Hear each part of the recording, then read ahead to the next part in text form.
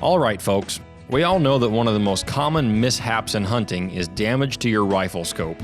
Last year, I found the solution to that problem with the Stealthy Hunter rifle cover. It wraps around your scope and actions securely to protect it from getting knocked off of zero or even severely damaged.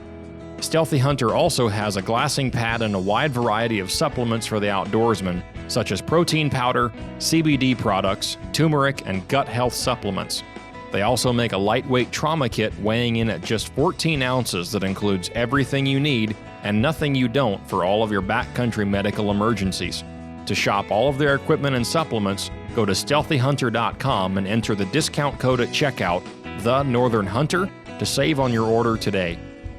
All Stealthy Hunter equipment is proudly made in the USA.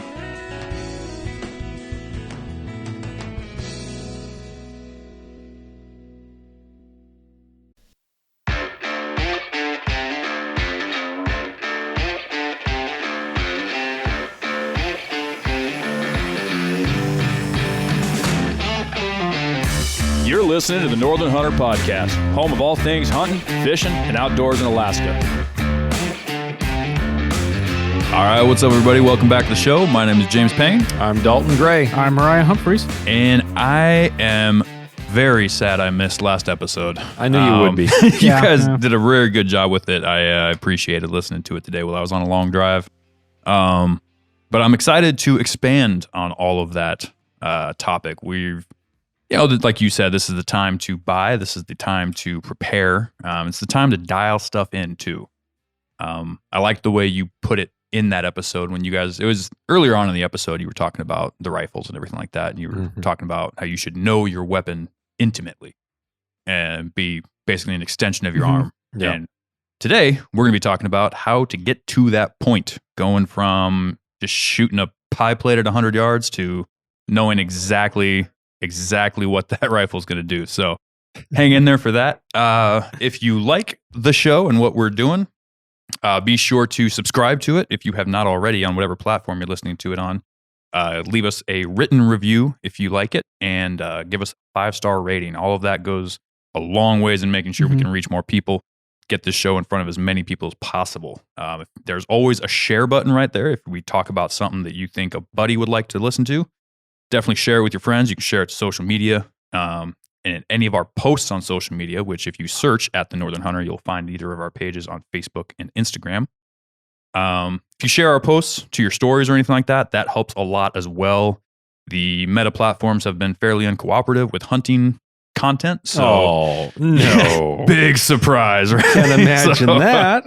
We're trying to get that resolved. It's been a long road for anybody that's listened to the show for a while. We've been fighting that for a minute. So by the end of that lawsuit, we'll own Instagram. So joke's on them. Exactly. But if you guys share our stuff, it really helps us out and helps us grow and bring more content to the table. And of course, if you'd like to reach out to us and with any questions, we answer a lot of questions here. We love even just stories. If you have a success story you'd like to tell us about, maybe we'll share it on the air. If you go to the website, thenorthernhunter.com, we have a contact button there. And helping us, another way to help us grow is to buy merch in the shop. We have hats, hoodies, and t-shirts. And we also have a partners page there with a bunch of companies that have decided to sponsor us, gave us discount codes that you can use while you're shopping. It's all hunt related, all stuff that'll get you out of the wild and help you be more successful. So the links and discount codes for those are in the partners page of the website or in the show notes of this show you're listening to right now. So go click those links and buy yourself some gear. So before we expand on what was talked about last week, I wanted to circle back to a couple things. And I know, Dalton, you said you had a couple things you wanted to circle back to as well. So why don't you go ahead with that? Yes, I had a couple of corrections as I kind of went back through that episode. Mo and I were in here burning the midnight hours. And I noticed a few things that got said that were not 100% correct. The first of which that stood out to me was in our conversation, we were talking about what an MOA is for a rifle. And a minute of angle, as you all know, very likely is an angular measurement. Therefore, the farther away you get, the greater that angle becomes. Exactly. So one MOA is roughly equal to 1 inch at 100 yards. Yes. And that's why each click on your scope turrets are 1/4 MOA if it is an MOA, if it's not in mil-radian. But the majority of them, for hunting purposes, are 1/4 MOA, especially stateside, per click at 100 yards, right? Mm. That's the regulation of that turret. 1 MOA being an inch at 100 yards would mean then approximately at 200 yards, 1 MOA is going to be about 2 inches, and so on and so forth. And it just goes, 1 MOA added on per 100 yards. That's kind of the rule of thumb. It's not exact, but it's close enough. And at some point in our conversation, Mariah and I said that 1 MOA was 10 inches at 500 yards. Yeah. So we just wanted to just wanted to patch over that. Yeah. It's not 10 inches. 500 yards would be approximately equal to 5 inches. Right. I heard that in that episode too, and it just kind of slipped out. And I was going to say, it didn't sound like either one of you intentionally said that. I think it just kind of... It was just kind of in the background. Yeah. The next thing I mentioned when I was talking about common powders for loading the 30-06, I mentioned IMR 4350, and then I also said 4198. I meant to say 4831, which is another bread and butter, easy to find powder that's broadly used in a variety of cartridges. Yep. Instead, I said 4198.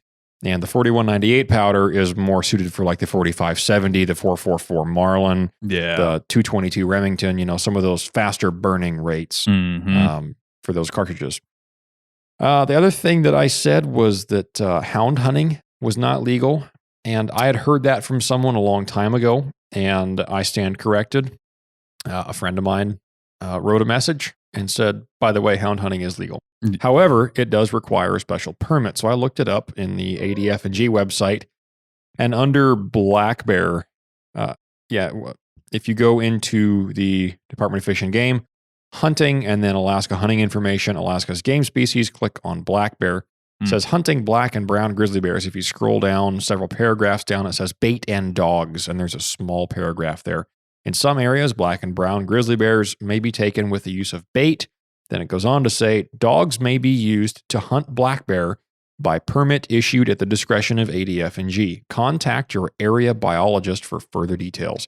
So, I suppose it is a legal option. Yeah. And now that I know that's the case, I know a few folks with some blood dogs that I might have to go take on that absolute it would be fun. Mountain of a task and just pick a spot and see if, I think that in the right circumstance, knowing the area well ahead of time and knowing where they would probably go for cover, if you knew that you could like traverse some logging roads and keep in the general area without having to cut through the woods nonstop with the dogs chasing a bear, if you could stay within a mile or two on a logging road of them, and then once you find that they tree the bear, right, then you can run in and not have to walk the entire way. Like so there's like a maze of roads and back valley. Yeah, exactly. Yep. And I've got a few areas in mind that I think that would work with, but they are few and far between up here. They are. But doing that, I'd be interested in trying it. So if you have hounds in Alaska and you want to go shoot a black bear sometime, let me know. Well, and so many people have varying opinions on that.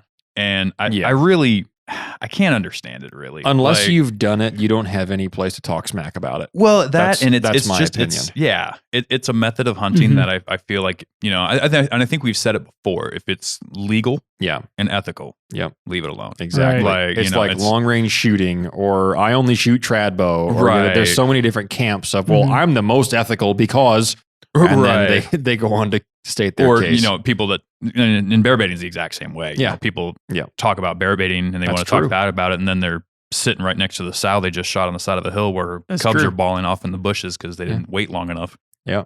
So it's, adding the ability to be selective, which is another thing with hound hunting. When they tree a bear, you have the option to just pull your dogs and let the bear walk. Yeah. You don't have to kill it. Exactly. Worst thing that happened is it got scared, and guess what? It's a wild animal. It's been scared its entire life. So unless you're hunting with a homemade longbow wearing a loincloth. Exactly. Exactly. That's not the exact type of camo I'd want to wear up here, especially in mosquito time of year. If you wear it long enough, your body will blend in. Oh, yeah. I'm sure it's rolling a couple mud pits. Right, there you go. Help mask your scent too. Anyway, the final thing I was going to say is I mentioned the Sako rifles. The Sako. Sako, or as us freedom lovers call it, Sakos. Sakos. Anyway, that's the American Throw a little accent on it when you do. For those that aren't aware, Sako, or as Americans pronounce it, Seiko, is the same company. And it is related to, in that it is the mother company, if you will, of Tikka rifles, which are vastly popular across the United States because they're more appropriately priced for a lot of the entry-level folks. Yeah. They've gotten more expensive as they've added more options in the last number of years, but Tikka actions are different than Sako actions. But the Tikka barrels are manufactured by Sako. So they're made in the same factory, and they are both made in Finland. Yeah. Very nice guns, but think of the Sako rifle as like the premier version of a Tikka. It's nicer stocks. It's nicer coatings on the steel. And the action is different. Now, on the 85 action, which I mentioned in the last episode, was discontinued because of its 6 o'clock on the bolt face location of the fixed blade ejector. Yeah. You did a really good job with that explanation. It was having problems in the longer cases like the 375 Holland and Holland Magnum, where those long cases would get kicked up by that 6 o'clock ejector and it would bounce it straight up instead of out to the side like a Model 70 would. Yeah. So what Sako did, and I actually found their new action, and I found a couple of videos about it. Sako actually has on their website several videos detailing it. And they haven't quite hit mainstream market in the States yet. There are a few of them available, but not readily. Yeah. They haven't been fully re-infusing the market, if you will. Yeah. They're not on the shelves in Fairbanks for sure. And I can't even hardly find them for sale online yet. The main difference is they went away from that fixed blade ejector. They didn't relocate it off to one diagonal side on the left side of the bolt face, looking down the barrel. Instead, they went to a full push feed design. They went to dual plunger ejectors, which is similar to like what the Christensen push feeds are in their Magnum chamberings. Yep. And so it does away with the fixed blade ejector, and then you are completely reliant on those dual plunger ejector springs to function every time. Now, Sako has had a line of, I think it's their TRG rifles that are more of like a military application. I heard one of the Sako guys mention that, so it sounds like they've already had that in place on some of their other guns in the past. Right on. And now they made the S90, which is the successor to the 85. Now they all use that dual plunger ejector system, which they think is very reliable, which in that event, as soon as the nose of that spent case, or the unfired case for that matter, as soon as your cartridge clears that ejection port, the tension on the left side of that cartridge throws it out to like 3 to 5 o'clock, which is how most push feeds eject anyway, right? Right. So that's the main difference. They did retain the 3-lug system on the bolt. Okay. They did retain, I believe it's the same bolt lift degree angle. And they talked about making the bolt lift easier.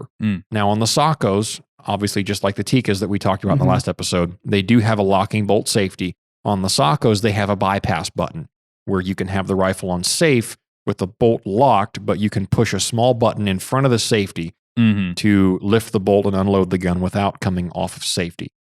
So when the rifle is in the fire position and you go to unload it or load it, the bolt lift has been made easier, is another thing that they added.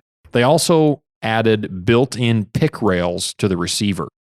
So Sako used to only be compatible with proprietary Sako style rings. Now Leupold made rings to fit it, but usually folks would go with the Sako brand Optilock rings, which I'm not going to get into all of what that is. The new ones are still compatible to be used with Optilock rings, but now they also make them with the pick rail, so you can have a larger variety of scope mounting options. Those are some of the main differences, but I just wanted to mention the new S90 is on its way out, and I'm going to have my hands on one as soon as I can find one locally. Yeah. I'm very interested to see what that gun looks like. That'd be awesome. Well, the one I have right now is a Sako 85, which doesn't have any ejection issues. Okay.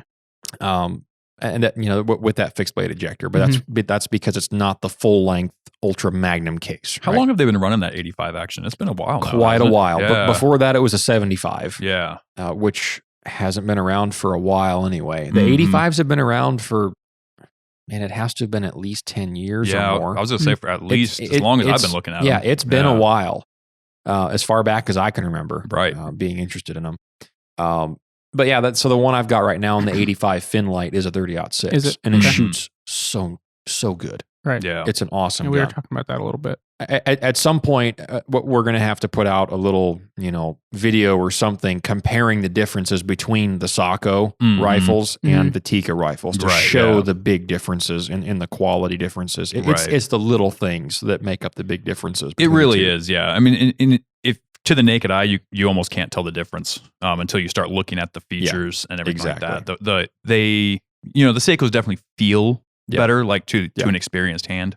But yeah, they're essentially very similar functioning rifles, just with, one's got higher QCs, it's got higher, just attention paid to it is how I would put it. So it's their premium line. So anyway, that's all I've got for last week. Awesome. Well, kind of along the same lines in that same section of conversation when you guys were talking about all the different actions and all the different features of rifles to go on. One, you guys did a phenomenal job of breaking all that down. I liked that you guys put in the issues I'd experienced with my Bergara, losing rounds out of the chamber. And, and that's not a knock on all 700 model actions. I mean, I know plenty of people that don't have an issue with their bolt opening up. Yep. It's like you had pointed out, it has a very easy opening bolt, even with the safety on. There's no added resistance in any way, shape, or form. So, which is awesome for shooting at the range. Yeah, I mean, it does have one of the smoothest actions I think I've ever experienced, but it's just it's not great when you're going through thick brush and you're trying to get through, stuff with it on your back and, you just don't notice it comes open because you're not looking at your rifle all the time. Yeah. I actually had to develop my own way of walking where I would sling it over my left shoulder and then kind of tuck the bolt underneath my right shoulder and then tuck the bolt underneath my right elbow as I was walking through thicker brush. Always have a hand on it. Just to make sure. Use a rubber band.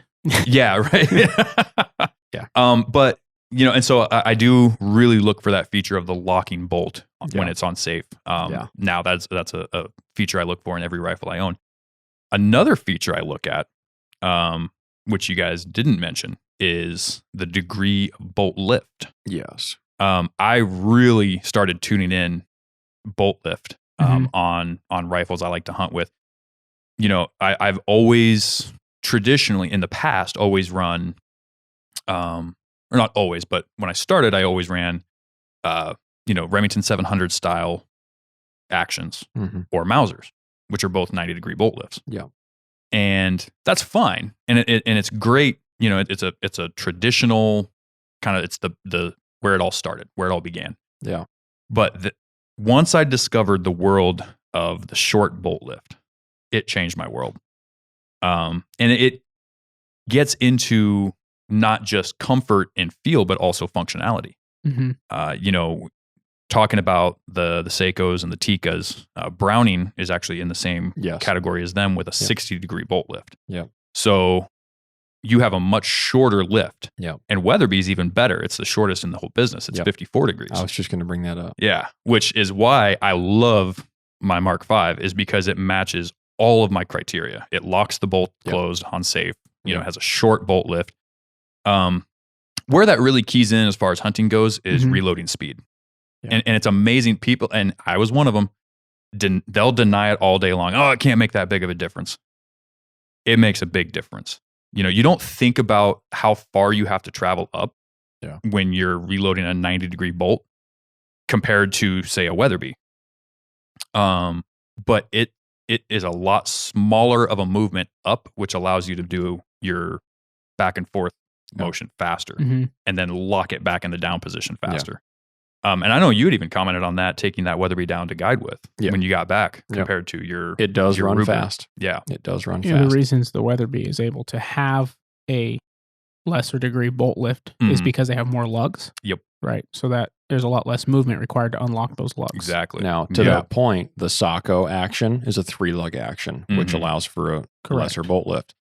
The Browning X-Bolt is a 3-lug action, which allows for a lower degree bolt lift.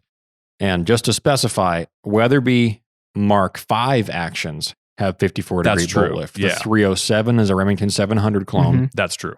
And the Vanguard is not as short of a bolt lift either. Yeah, right. It's a Howa action. So that just applies to the Weatherby Mark V actions. Correct, yeah. Just for folks They're proprietary Mark V actions. Correct. Yeah.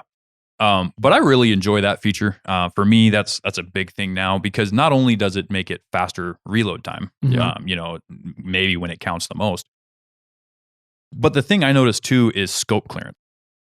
Yeah. There's some, when you start putting these bigger scopes on and everything with a 90-degree bolt lift, there are times when it's not missing that scope by much. Yeah. And when you're trying to work it with gloves on or something like that, in certain situations, it can get a little tough. Yeah. I know running certain kinds of scope covers, like if you have the flip up, flip down covers on your scope. On that Bergara, actually, I had a Zeiss on it, and I had tried to put a pair of those on, and the bolt would come so close to that scope that I actually had to take those off because it was rubbing against those. Yeah. So that's another benefit of having a smaller bolt lift. Is you get a lot more clearance between where your hand's going to be and the scope. So that's just a feature I look for. Everything else that you guys were talking about was pretty much on point. So it's interesting, that conversation. I've been talking about different rifle builds and cartridges and Wildcats I'm learning about and interested in, right? And, and most of it's pretty far in the future. I do have one Savage action. I'm going to build something on one of these days. But that conversation really got me thinking a lot more about the type of action, I was going to look for. Yeah. Like it was kind of like, if I can find an action that works, it's a good price. But after, and I knew pretty much everything we talked about, but then that discussion really... You're going to build a 6.5 Creedmoor, aren't you? No. I might build a 6.5 Wildcat of some sort. You should just get a Creedmoor. No, I'm good. I'm good, thanks. I just love watching the heads explode against the Creedmoors. It's just so much fun. Yours does too. So the heads don't explode against the Creedmoor. It's how it's used. It's the Creedmoor fan. And we can talk about that another time, but I'm always open for a debate. If you shoot a 6.5 Creedmoor, good for you, as long as you do it ethically. Oh, I'm not saying it's not a good cartridge. It has been such a fanboy cartridge. Yes. And it still is. Yeah. That it's like, and that's the funnest, that's the best part about it is it's just fun to jest about. Right. Like it's just one of those things where you just jest about it and it's fun. The hunting industry hated the 270 when it came out. Oh yeah. Because there's always something to hate. Not big enough. It wasn't a 30-06, and everybody hated the 270. Well, and then you got the guys that don't like the PRCs even, just stick with the old school stuff. And sure, that's what works for you. People hated the 260 Remington when it came out, and now they compare that with a 6.5 Creedmoor and say, well, it's better than the 6.5 Creedmoor. Yep. It's not. Yeah. What's the velocity difference on them? I'd have to look it up right now. I say if it's similar, then... depending on your build, but yeah, but then it's a factory gun to factory gun. The 6.5 Creedmoor is a better choice. Just like a 7 Rem Mag versus 7 PRC, it does different things. It's not an apple to apple that's comparison. Where people get mixed up. Exactly, is they're comparing them as if they're the same thing. They're designed for different purposes. Right, A lot of these older cartridges, the 7 Rem Mag, even the 300 Win Mag, a lot of the old Weatherby cartridges, the original bunch, they're all based around the laser beam theory of light and fast bullets. Now you can shoot heavier bullets through a 300 Win Mag all day long. You can shoot 210s, 200s, especially if you have the twist rate for it. Now a lot of those old Tikas and whatnot were 1 in 11 twists rather than 1 in 10. The most annoying thing. They've all been changed. Back in the day, that's why I left Tika, was because they didn't have the twist rates for the bullets I wanted to shoot. But that's all been changed. Tika does now do it in 1 in 10 twists, so you can stabilize 200 grain bullets if you want to. Sometimes a little heavier if you're lucky. All the Sacco and Tika barrels are now tighter twist rates. Right. By popular demand, I think they had to. But then you start comparing it. Even a 300 Win Mag with a 1 in 10. You look at a 300 PRC, it's got a 1 in 8, or sometimes tighter than that in some configurations. Whoa. And so you're looking at being able to stabilize a much heavier bullet. That's a totally different ballpark at that point. It's the same caliber, but it achieves a different purpose. One's designed for light and fast, one's designed for heavy and slow. It's two different trains of thought as far as ballistics go. Now, and there is crossover, like I said. You can put heavy bullets in a 300 Win mag. I've done it successfully with accuracy. Yeah. And I'm sure you could put lighter bullets in a 300 PRC. Right. It's not like a steadfast rule that one has to be one or the other, but they're just the design behind it is for different purposes. Yeah, exactly. Factory gun to factory gun. That's where the difference is. Exactly. I was going to mention, I was talking to you about these 375 and 338 caliber rifles built for shooting like 2 miles, right? Mm-hmm. So they're super, super fast. They were designed, the guy didn't like the Shy-Tech. He said it was too overbore. So he designed a more efficient cartridge that got similar velocities with less powder, right? But he's shooting this, in a 36 inch barrel, 350 grains at a 1 in 7 twist. 350 grain bullet, right? 1 in 7 twist in a 375. What's your 375 H&H twist rate? Probably 1 in 12. 1 in 12 or 1 in 14? That's what my Ruger is. 1 in 12. I think both of mine are 1 in 12. Okay, some of the older ones were like 1 in 14s, but I think I might have one that's an older 1960s overseas manufacturer that could be a 1 in 14, but I don't know. I think my 4570 is like a 1 in 18, and that's actually kind of fast for a 4570. Huh? I don't know anything about them, so. And that's because what is yours? I think it's like a 1 in 18, which is actually pretty fast. Mine's a 1 in 24. Is it really? Mm-hmm.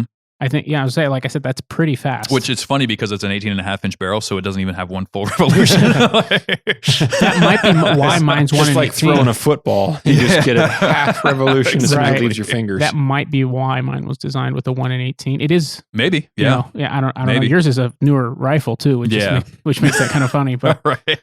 It's also a Henry. I think yours is a Marlin. It is a Marlin, which is better, right? They're both American made, so I'm not going to dog on either one. 6.5 Creedmoor is better than either one of them. Hey, it'll kill a grizzly, as we've seen. So yes, it will. Shout out. But all right, well, hey, let's take a break real quick. I have one more thing I want to touch on, but then we'll dive in. Hammer Bullets produces what we at the Northern Hunter consider to be the most premium and best working monolithic bullets on the market today.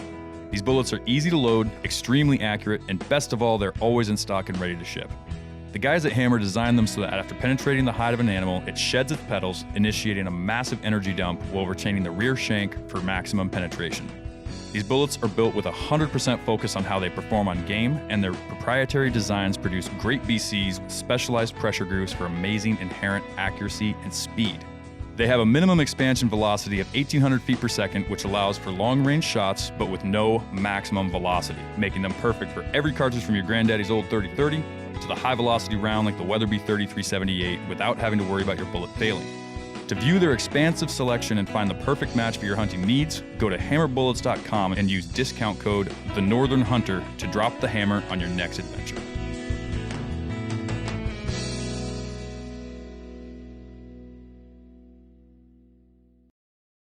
All right, so I just wanted to double back on the last part of that episode from last week's as well. So with the reloading question, that was the one I really wanted to be here for. Right. It pained me to not be here for that. But I think you guys did a really good job. I wanted to say, you had mentioned it towards the end of that spiel. There are kits that you can buy. There are. That have pretty much everything you need to get started in reloading. Right. The two that I would recommend, the Hornady Lock and Load Kit, which is the one you mentioned. I'd mention that one. The RCBS also makes, they have a couple different styles of kits. I haven't seen any of their kits. Lyman kits are pretty good. Yeah. So, and the reason I mentioned those two is they're readily available in almost any box store you can go to. So like Cabela's carries them, Sportsman's carries them. Well, sometimes. So, if they're in stock, yeah. But they should, if they're in stock, they'll be there. Right. With those kits, they're going to have everything you need to get started. And the reason I say to go that route as my recommendation is because it's going to save you some money overall. Buying each one of those components individually will equal a bigger cost than what they're charging you for the kit. Now, what you can do if you're buying individual pieces is you can buy, the better versions of certain things, and you're going to get a little bit more specialized gear. like the scale that comes with those kits is not the greatest scale in the world. No, it's not. Also, they have a second cylinder, which is what distributes the powder into the scale rather than having everything built together as one piece. They have the shell holder. The other big thing is your case prep tools. Your case prep tools are going to be very lacking. They're most likely going to be hand tools in either one of those kits, no matter. I think RCBS has like what do they call it? The Supreme kit, like the highest end kit that they have. I haven't looked at it. That one's gonna push, well above a starter's price point. But I believe that one does have some mechanized brass prepping tools. But getting started with one of these will let you know if you even want to get into reloading. You're gonna spend probably about $400, give or take, on a kit that will come with a press. It comes with the powder scale. It comes with the cylinder to distribute your powder into the scale. It does come with some brass prep tools. And at that point, once you've dabbled a little bit, if you don't like it, you're only $400 invested, right? Right. In a lot of cases, the press itself is going to run you, several $100s if you get a good press. And yes, the presses that come in these kits are not the top of the line, best, all the features in the world presses, but I can tell you from personal experience, in multiple different cartridges, I have loaded half MOA rounds out of the regular old Hornet A press. Right. So you're not shorting yourself any performance necessarily if you do all the steps appropriately and if you reload with diligence, which kind of leads me into my next point. One of the biggest benefits of reloading, you guys had mentioned a bunch, and you mentioned a little bit about this as well, but it's not just that you can likely get your ammo cheaper, right? Once you add all the cost for your components and you figure out what your price per shot is, especially at today's rates, like you guys were talking about, a lot of stuff is pushing over $100 for a box of 20. It's not hard to beat that price when you're reloading. So you do have that benefit. In the long run, it's probably going to save you a little bit of coin. Now you also have your startup costs. You've got all the costs of the gear and the equipment and everything. So you got to take that into account too. If you wanted to do some kind of a breakdown of like, when am I going to break even after buying all the reloading equipment? If I had just stuck with factory ammo, that might get a little depressing if you look at those numbers, but it will save you a little bit of money in the long run. You also have the benefit of being able to have basically ammo on demand. You can make 50 rounds when there's nothing on the shelves, as long as you've stockpiled your components ahead of time. Yeah. You don't want to wait until the shortage to go buy components. But if you buy a pound of powder every time you see the powder you like, and you just put it to the side, and because that's the powder you like, that's the powder your gun likes, and you buy 1 pound this week, and 2 weeks later you see another pound at the next store. Oh yeah, buy that. See a box of primers. Oh yeah, I'll buy that. You're never going to be out of ammo. And you can order brass pretty easily or reuse factory brass. So there is that nice aspect. The thing I like the most about it, though, is that you get a round that is tailor-made for your gun. That's my favorite part about reloading. That's where the nerd aspect comes into reloading. It's a science of mayhem, I mean, because the coolest part for me is that humans figured out how to put a little dinky piece of metal 1,000 yards away and more, and know where it's going to hit. Multiple thousands of yards away and know exactly where it's going to hit. That blows my mind. But I know how it's done. Now, I don't know how the guy figured the progression to get from, slinging rocks out of a sling or shooting sticks out of a bow. And some of those guys were really turned good into, too. and they were really good too. But, it's a fascinating topic to get into with reloading. And we will do some reloading content in depth as far as what our preferred methods are, how we do it, and especially regarding hammer bullets. Hammer bullets are easy to load for, but you do have to be careful, especially depending on which ones you get. Right.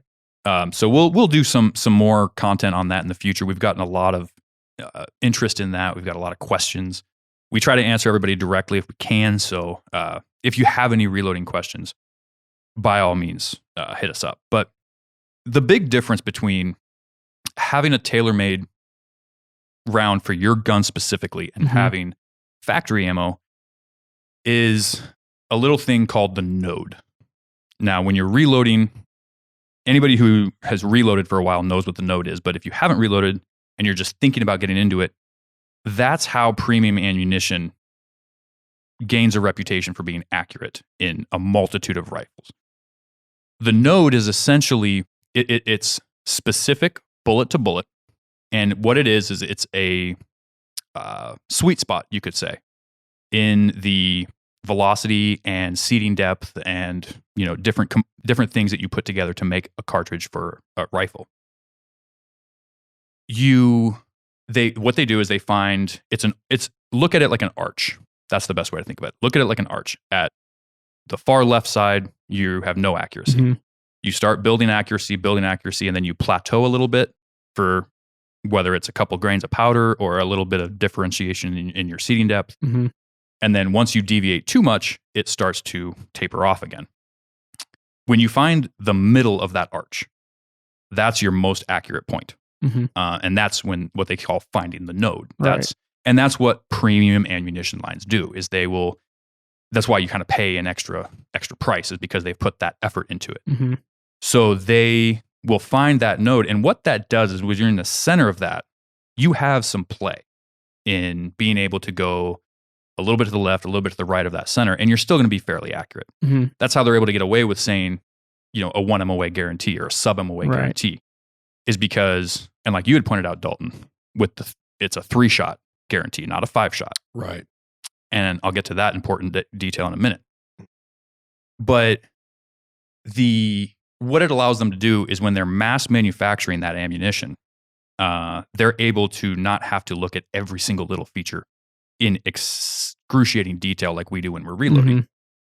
If they have a 1/10 of a grain more powder in one than the other, or a 1/10 of a grain less, it's not going to be the end of the world because they're on that node. Mm-hmm. And it also allows them to cater to a variety of rifles, whether it's light barrel, heavy barrel. You know, most chamberings are pretty much going to be the same because they're running off of semi-spec chamberings. Mm-hmm. So you can pretty reliably say your chamberings are going to be the same, but there are a lot of other features that create that standard. Now, there's a lot of different nodes to be had, even with the same bullet. Mm-hmm. Let's say you took whatever grain shock hammer you wanted to throw out of a 30 caliber, right? You take that out of a 30-06, it's going to be on a different node than, say, it would be in a 3378 Weatherby. Right. One's going to be exceptionally faster. So there's varying bumps you can get. But the problem with factory ammunition is that when you are buying it, like you guys had pointed out with the standard deviation, you're going to see a lot more of it on factory ammunition. That's because they're mass producing it. What that can lead into is what's commonly referred to as flyers. Yeah. And that is the biggest reason you do a 5-shot group rather than a 3-shot group. It's very easy to get away with 3 shots all touching relatively close to the same hole. Once you introduce 5-shot groups, now you're adding more opportunity for the deviation to rear its ugly head, basically. Mm-hmm. Now, while you might feel pretty confident in the fact that you still had 4 rounds that were pretty close together and just, this one flew off to the side. Right. You never know if that one is the one that's in your chamber. That's what gets into my head. Is that one that for some reason was 3 inches to the side? And I know I did my part with shooting, and we'll talk about all the shooting positions in a little bit. That's what gets into my head with factory ammo. And not all of it is going to have flyers, right? That's in large part going to be rifle to rifle. You know, you might have a magical rifle that just shoots all factory ammunition great. You know, there are companies that make rifles that are really set up for that.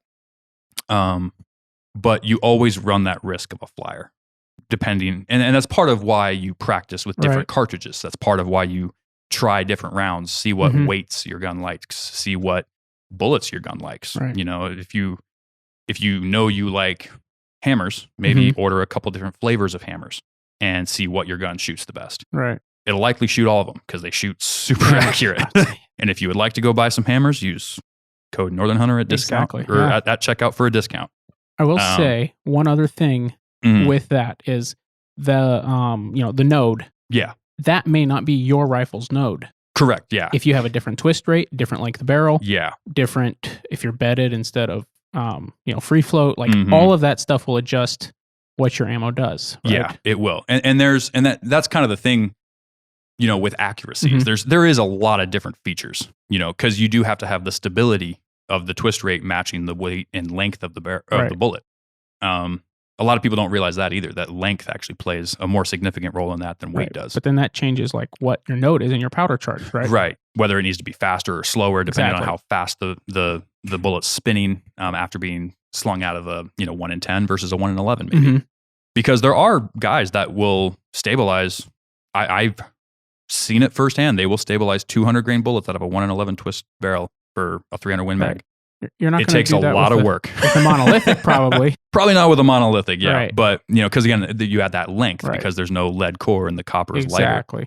So the length will get you on that one. But I mean, if you have the dedication, you can achieve that. And that is the beautiful thing about reloading is once you get the equipment, once you get the setup, you've got the 7 different manuals, you've got all that stuff. You're right there. Yeah. You are right there from having a bullet that is not just the general node. It's not, a one size fits all load. It is specific for your rifle, for your barrel weight, for your barrel length, for your twist rate, and you can kind of warp what most guns would be able to do with factory ammunition, and manipulate it to your own purpose. Now, part of what, and I'll let you clarify this here in a second, was when you're reloading for your own rifle, don't fall into lazy reloading practices. If you're brand new at this and you're entering into the reloading world, be careful who you listen to and what you fall into. There's a lot of people that'll tell you hunting bullets don't shoot sub MOA. They just don't do it. They're like, it's just not a thing. You can reload all you want. You're hunting bullets like AccuBonds, and there's some like match grade style ones. Like if you look at the ELDX, it looks like a match bullet. It's got, it's very long. It shoots it's very quite well. And it shoots phenomenal. Don't get me wrong. But and some of the more, I guess you could call them blunt bullets, that don't have the proper setup for long range shooting anyways. The more traditional bullets that come beat up out of the box. Right. Yeah. Core locks. Exactly. Like that, Yeah. It's like, those ones maybe it would be a little harder to get to sub MOA, but like I have personally loaded many, many hunting bullets to sub MOA with 5-shot groups. It's really not that hard to do. And it's really not that hard as long as you follow the proper steps. Correct. You just can't be lazy about it. People also say brass prep is optional. Brass prep is not optional. I'm just going to throw that out there right now. If you're getting into reloading, watch a bunch of videos on brass prep. Make sure you're doing it properly. Make sure, the brass prep should take just as long as the loading the bullet into the, if not longer. Actually, I was going to say a lot longer. Case by case. Yeah, it takes longer. Pain in the butt. It is, and it makes your back hurt, and it's annoying. But that's what is accuracy? At the end of the day, Consistency. By making sure you do the exact same thing to every single case, right. Making sure you're measuring your exact load to every single grain, exact, whether it's to the 10th. If you're shooting 70.2 grains, right. Make sure every single one has 70.2 grains in it. Don't skimp. Right. Don't short yourself. But you're going to hear a lot of people say it's not necessary. You're going to hear a lot of people say they don't do this, they don't do that. You're already at the finish line. If you have all of that if you have all of that gear, you have your press, you have your scale, especially once you start upgrading things. Like if you buy one of these kits, one of the first things you're probably going to want to upgrade is your brass prep station. And you're going to get a nice proper brass prep station. Right. That'll make your life a lot easier. And your scale. And then the very next thing is your scale. Yes, you're going to want to get a nice scale. Lyman's kit, it was a little more than Hornady's, but it actually came with a really nice auto measure with the scale. I love the auto measurers. They're so nice. Right. But yeah, so you just want to make sure you're doing everything proper. Now, with that, I think there had been some talk about the standard deviation thrown around in the last one. You know, and I'll give you a chance to talk on that, what you were talking about last time. That has a lot of varying features on what creates standard deviation, what fixes standard deviation. But talk about what you were saying in the last episode there. All right. So in the last episode, Dalton talked about how guys who reload, they're looking for getting a better standard deviation. Mm-hmm. Specifically, he was talking about velocity, right? And what your bullets are coming out of the barrel out, right? What's your muzzle velocity? Yeah. And how does it differ? You know, and I think I mentioned that I've chronoed multiple rifles shooting different loads of a premium hunting ammunition and getting deviations of 50 to 60 feet per second, which is a lot. That is like a lot. You said, yeah. They try to shoot for the node that most of those rifles are built in. Will shoot it good, and most of them do it fine, and you don't ever notice, right? Until you put on a chrono and go, oh my, I should reload. You have chronographed factory ammo with 50 to 60 feet per second of standard deviation? Yes. You have? Yes. Which brands? Well, Hornady, Federal. Really? And some others. Those are two I know for sure. Yeah. Yeah. And especially once you get out of the premium lineups, it gets pretty bad pretty quick. Because I've chronoed Nosler Trophy Grade, Barnes, Hornady, and several Federal ones. And the most I ever had was like 25. Really? Premium ammunition, though. Yeah. So they're going to put a little bit more effort into that. I will say most of the time, that's what it is. It's around 20 to 25 is what you're going to see. Yeah. However, once in a while, there's what James said, there's a flyer, and it may not fly off the target. It may shoot just as accurate as the rest of them, but it just all of a sudden, like everything was, say, 2850, and it's 28 or 2790. Right. Yeah. Right. And everything else is really close, but that one, it wasn't. Yeah. Huh. That's what I've seen. That's where I've seen it. It's not, most of them are the same, but, and that's somebody shooting more than like 3 rounds too, right? I was just curious what you'd seen that in. But so, anyway, and that was, and that's all like .6 and 7mm and that kind of stuff, right? But it wasn't even my guns. It was somebody else that wanted to use it, right? Yep. Now, so standard deviation and your velocity, it's your muzzle velocity. What are you achieving, right? Now, I said most guys, when they're reloading, they don't try to pay attention to standard deviation. I need to correct what I said because what I meant was right. The way it came out was wrong. Okay. What I meant was most guys aren't trying to load, specifically trying to find the node that powder burns in. Right. Yeah.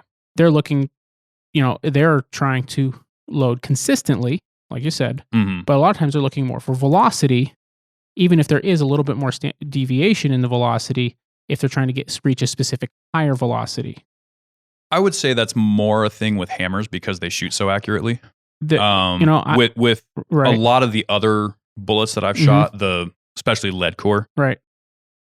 You're shooting more for accuracy than you are for speed. You're trying to see what groups the tightest. Well, there's a balance you're trying to strike. Right. Now you want to group the tightest at the fastest you can. Right. But your primary goal is what groups best. And that's what I meant. Yeah. A lot of guys aren't going to spend multiple trips to the range just trying to reach a specific, standard deviation of velocity as long as everything's shooting accurately. Right. I've shot hammers at up to 4 and 5, if not more, but at least 4 and 5 grains of different in half grain increments. Yeah. And grouped without even trying, in 1.5 MOA in 4 or 5 grains of powder, and we're talking several hundred different feet per second. Right. Which is insanely good. And that's one of the things with hammer bullets is they have a very wide node where it will just work. Right. Like they just fly.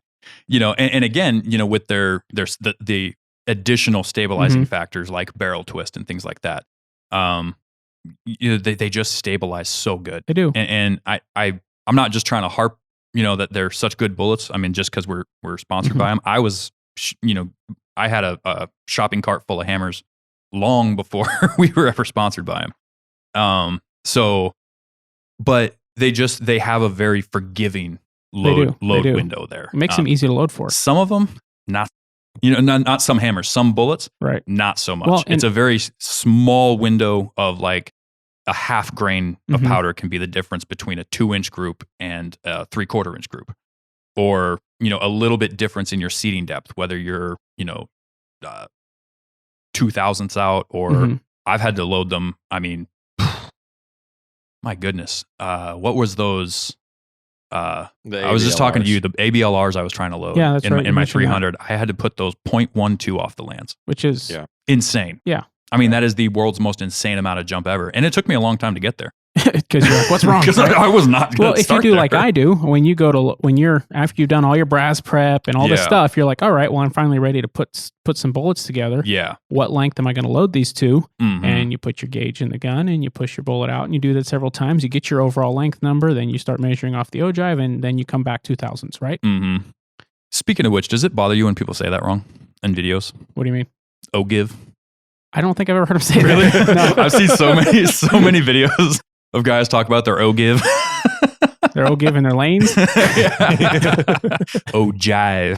Yeah. And lands. Yeah. Smash the lands. Smash the lands. And some bullets you have to, honestly. Oh, that can increase your pressures. So don't. Yeah. Yes. And you did make a good point. Starting at Sammy Spec and then pushing your way out from there is a great way to do it. Right. That's a pretty surefire way to make sure you're not going to blow anything up. But I wanted to put that out there that, the way that sounded, Right. I knew that wasn't what you intended, but you'll hear so many different people talk about reloading for hunting rounds, and it just, they say how you don't have to do this step. You don't have to do that step. You don't have to trim your brass every time. You don't have to do this. That's all well and good. And yes, it will fire, but you're losing the benefit of reloading right at the finish line. You're right there. Right. It's not going to take you more than a couple trips to the range and a little bit of YouTube and research to dial in that stuff. And like standard deviation is not the thing you focus on. Right. It's a result of being proficient. Right. And again, there's more things than just powder load and whatnot that affect standard deviation. You've got, you've got to make sure your seating depth is consistent. Your neck length. That's your part neck of your brass length prep, is consistent. Even certain rifles are just going to have inherently different, pressures from shot to shot, even if it's minute, because if you don't have a good tight locking bolt that keeps that in the exact same position in that chamber every time, people run into this issue with cheap ARs, and semi-automatics are inherently a little bit less accurate than bolt action rifles. Not to say you can't make an AR exceptionally accurate, and people do it all the time. Right. But you have to buy the right components. You have to know what you're doing, and you have to make sure that you are getting a good bolt lock every single time, because any minute deviation can make the big difference. That's why the more expensive rifles are more expensive, is they're focusing on that super tight tolerances. Those little things take a lot more time and money to produce consistently, right? That's why, like you said, that's why the premium ammunition costs more. Yes. Right. Now, if you get online and start watching reloading videos, I'm just going to mention this, you're going to start seeing things like turning your necks and neck concentricity, those kinds of things. My knowledge, those are the match shooters that really focus on those things. Yes. If you really want to get consistent, you can focus on all those things, and you will have a better product because of it. You will. I really focus on the things we've mentioned in consistency that really matter: your brass prep, your seating depth, and your powder amount. Yep. Or if you get all those right, you're not gonna, And it's amazing how you can get 1/2-inch groups all day long, just doing a little bit of toying around with that. With not a lot of the greatest equipment either. Right. Well, and I've done it several times over with the Hornady lock and load kit. I'm currently using partially my setup and partially my dad's setup, just because I don't really have a spot set up in my house for it yet. So I'm still using his old Lyman turret press, right? Which, like, the turret has movement in it, right?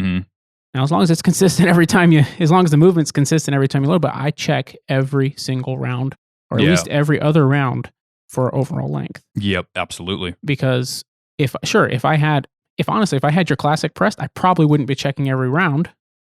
I still do too. Because it should be a lot more accurate, just because it's not moving, right?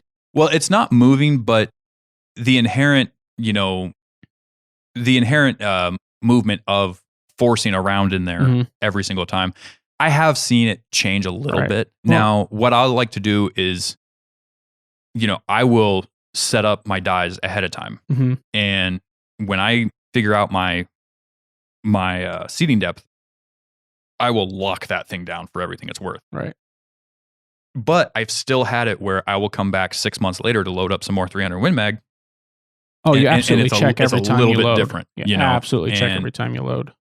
But making sure you keep that consistency, just because, man, it's only 1,000th off. Well, it might not be the end of the world. You're still going to hit the target. Right. But it's the difference between having a tailor-made round versus a one-size-fits-all. That's the biggest thing to focus on. That's the biggest thing to not fall into the trap of, well, I'll just skip this step because I'm still going to hit the pie plate at 100 yards. Right. You're defeating the purpose at that point. Just buy factory ammo. I know somebody that looked at the Nosler.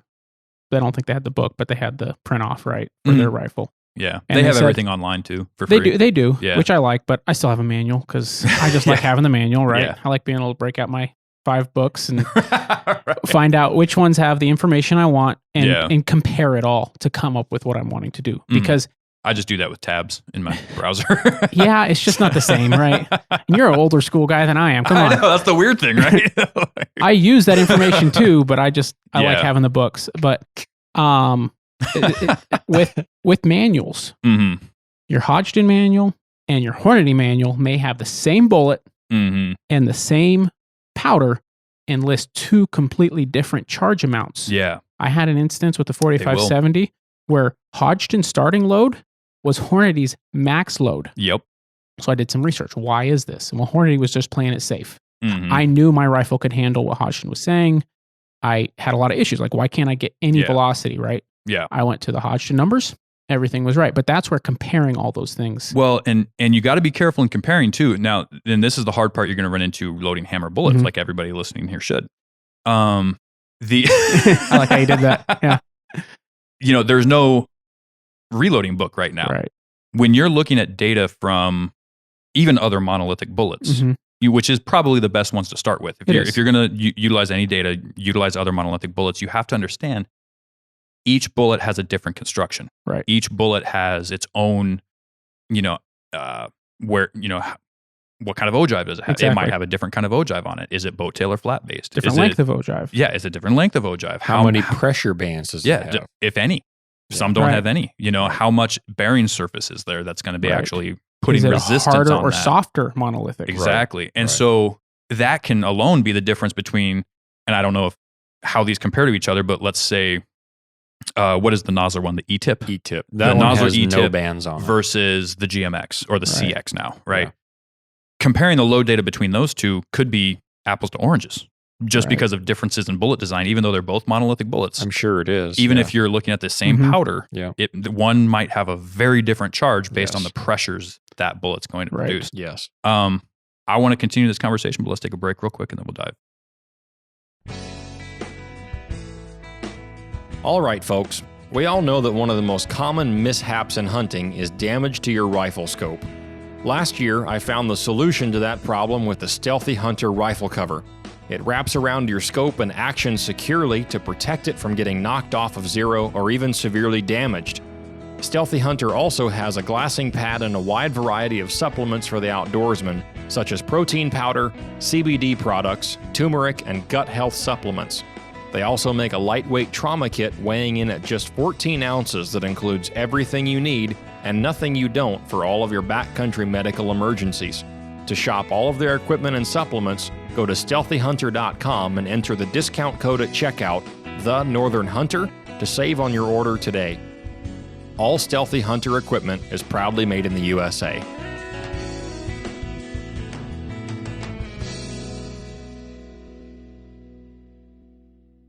All right, so this is going to take a little bit of a different turn than I expected for this episode, but I'm really liking what we're going here. So we'll talk about the shooting aspect probably in the next one. So. We'll just say, Yvonne, here's all your answers. Right. Yvonne or Ivan, it could be. Let us know. Yeah.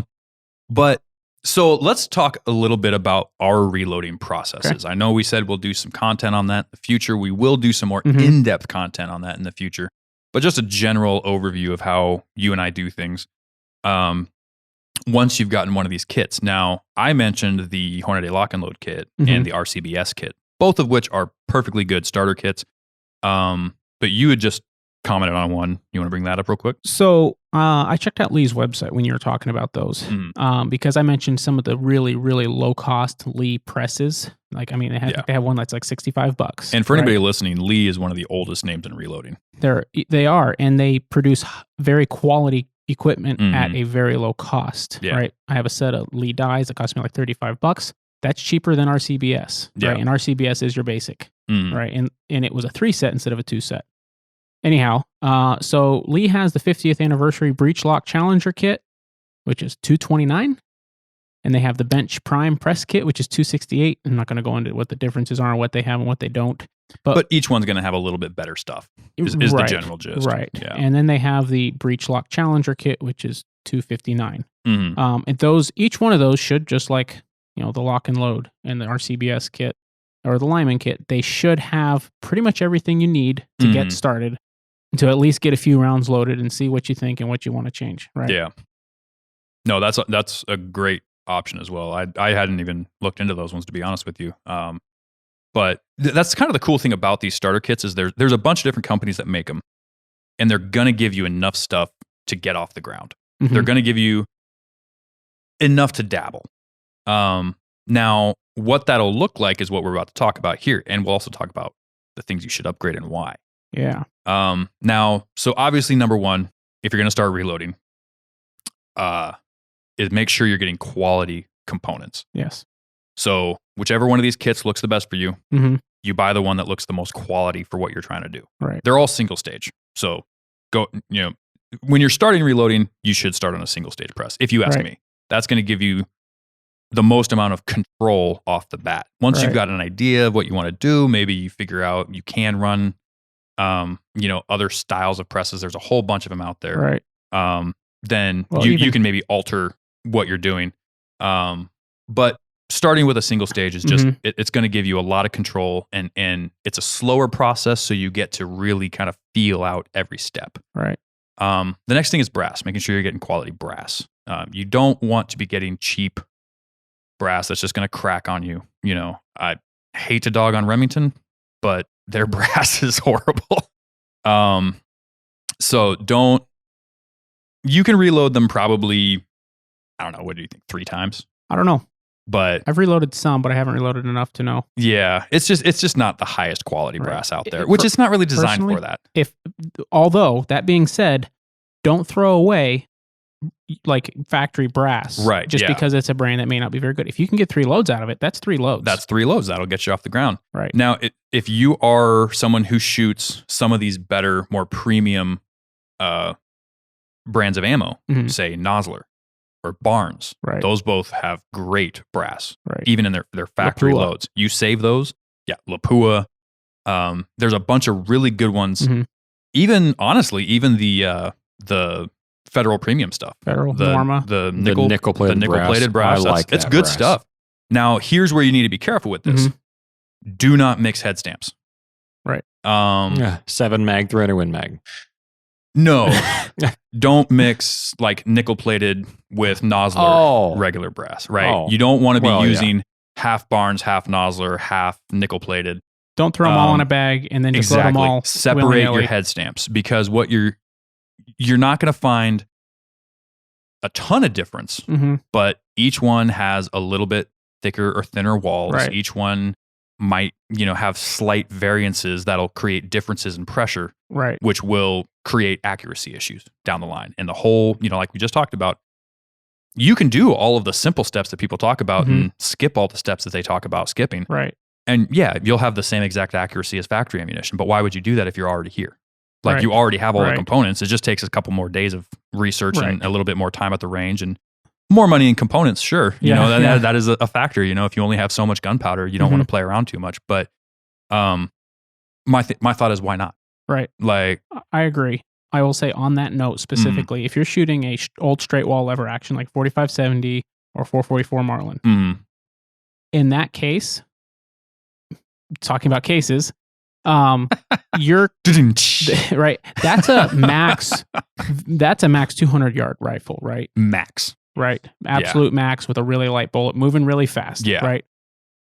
In that case, you could probably change cases and hardly notice anything. That it will change pressures, and you should check. Yes. You should check. You should. And same with changing primers in the, in the same way. And especially, that's another thing to touch on too, is don't push your pressures, right? Don't, and people have different thoughts on this, but not reloading for the hottest load you can. A lot of people talk about finding the pressure and backing off one, or 1 grain. Sorry, let me clarify that. Find where you see pressure signs and then back off 1 grain. That works. Don't get me wrong. That is good. You're going to be fine there. But if you're that close to the mark already and you start changing brass, that's when you could be in danger. Right. That's where you want to start lower. If you find the middle ground, which is what I typically do. I'm not shooting for speed. I'm shooting for accuracy. So I don't care about the speed. I'll figure out the speed later. When you're in the middle ground of what your rifle likes to shoot, or what your rifle can shoot per se. Now I have a Weatherby, which is rated like 90,000 PSI or something like that. It's stupid. But then you have a little bit more playroom. Then it might not blow your rifle up. It just might be a little bit different point of impact or something like that, right? And even that's not the end of the world. If you have to change your brass at some point, it's not going to be a huge difference. But the same goes with primers. If you're going to shoot primers, don't mix and match your primers. Right. You want to make sure if you're using CCI primers, stick with CCI primers. If you're using federal primers, stick with federal primers.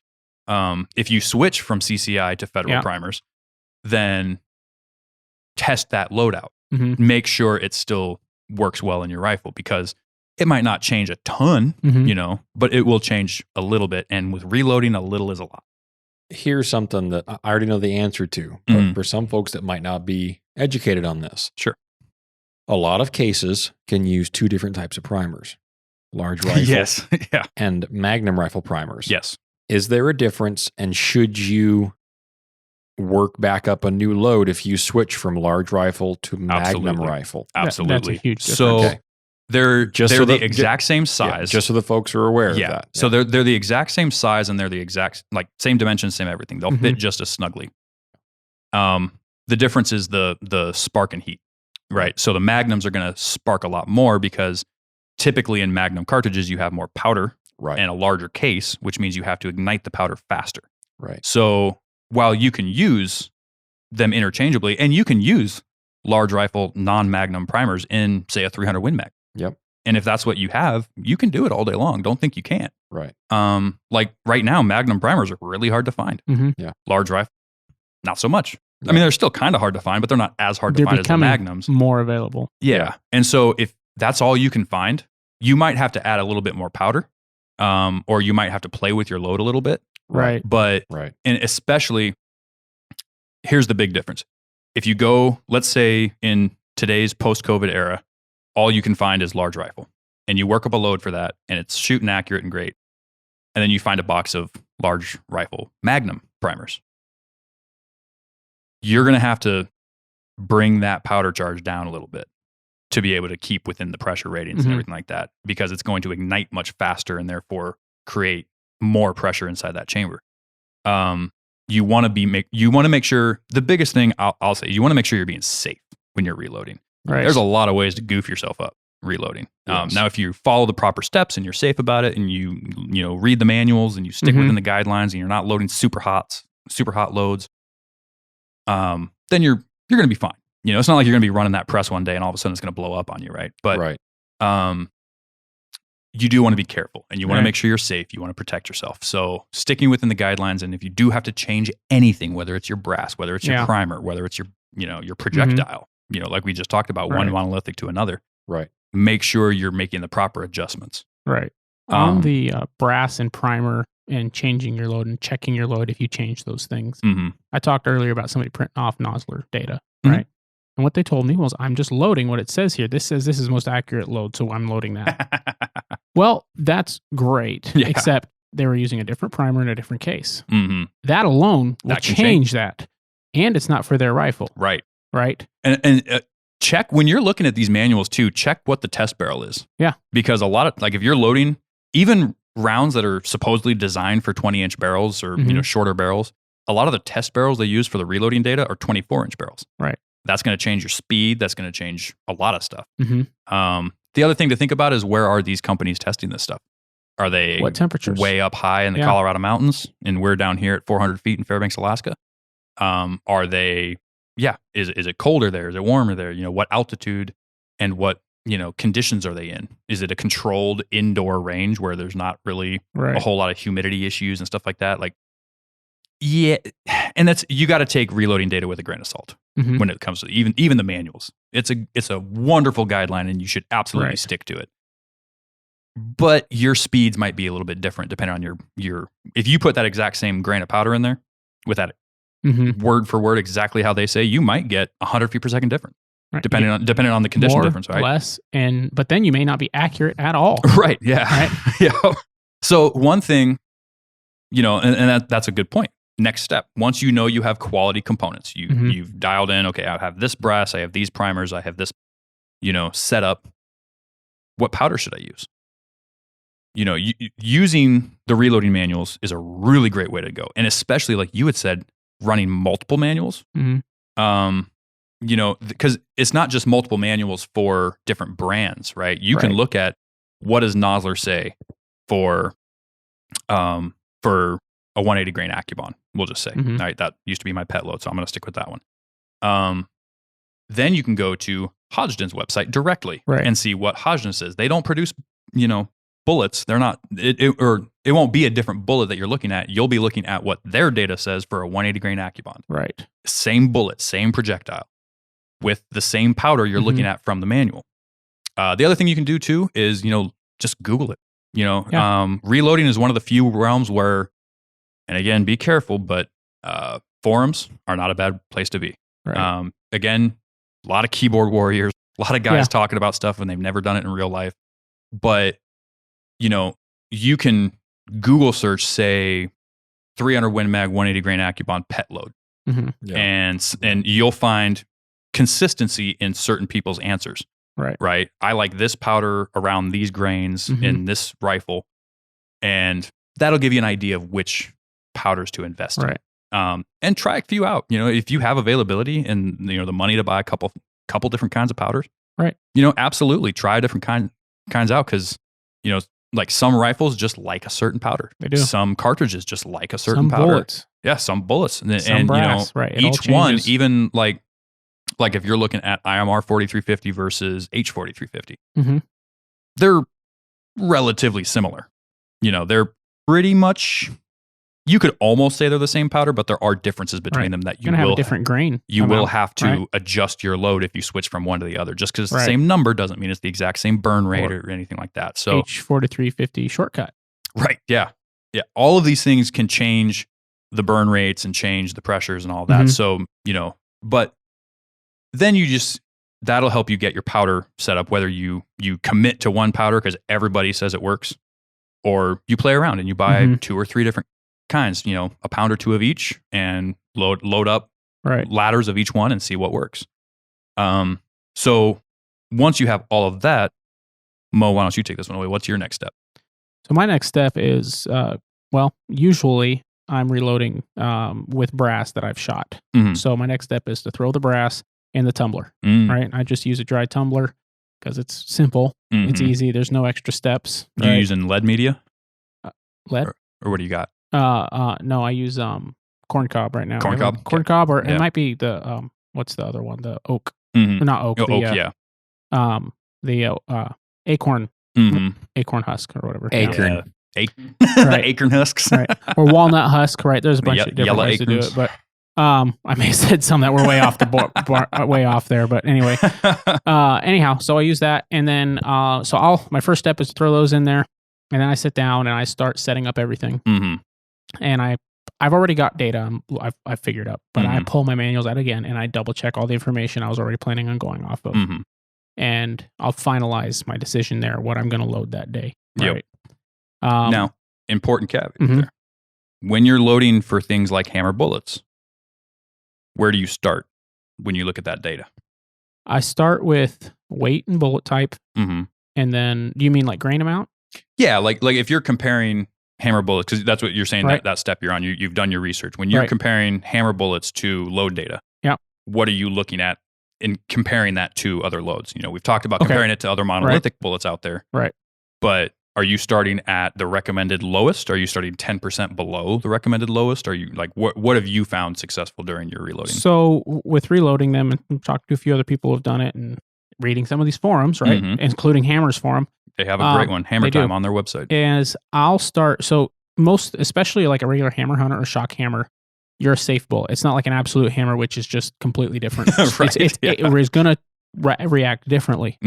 But I will start with, I will find all my manuals. Like I said, I think I have 7 different manuals. I'll find all the manuals that have the cartridge that I'm looking to reload in. I will then narrow it down by, let's say, my Lyman manual doesn't have as many options in it. So if it doesn't have around what I'm looking for, I'll discard that one. All right, the Sierra one has the cartridge, but none of those bullets matter for this, right? Yeah. I have a great manual, but it's very specific use. And so, let's just say I've got my Barnes, Hornady, Hodgson, and Lee. Those are the ones I usually end up with, right? Because the Barnes is monolithics, right? That is some of the most accurate data close to the hammers that I've found. Yeah. Is the Barnes. Yep. I look at other monolithics. I look at Hornady's. Most of their book still says GMX because that's when the book came out. It was still the GMX. I like the Lee and the Hodgson because they give a lot of information about a lot of different bullets. And Hodgson owns a lot of the other powder companies. So there's a tremendous amount of information on one cartridge. Yeah. And all kinds of different weights. I will also look at just weight class to determine my powder rating, because usually hammers will fly with a little less pressure than a Barnes or a GMX. Especially, usually. Yeah.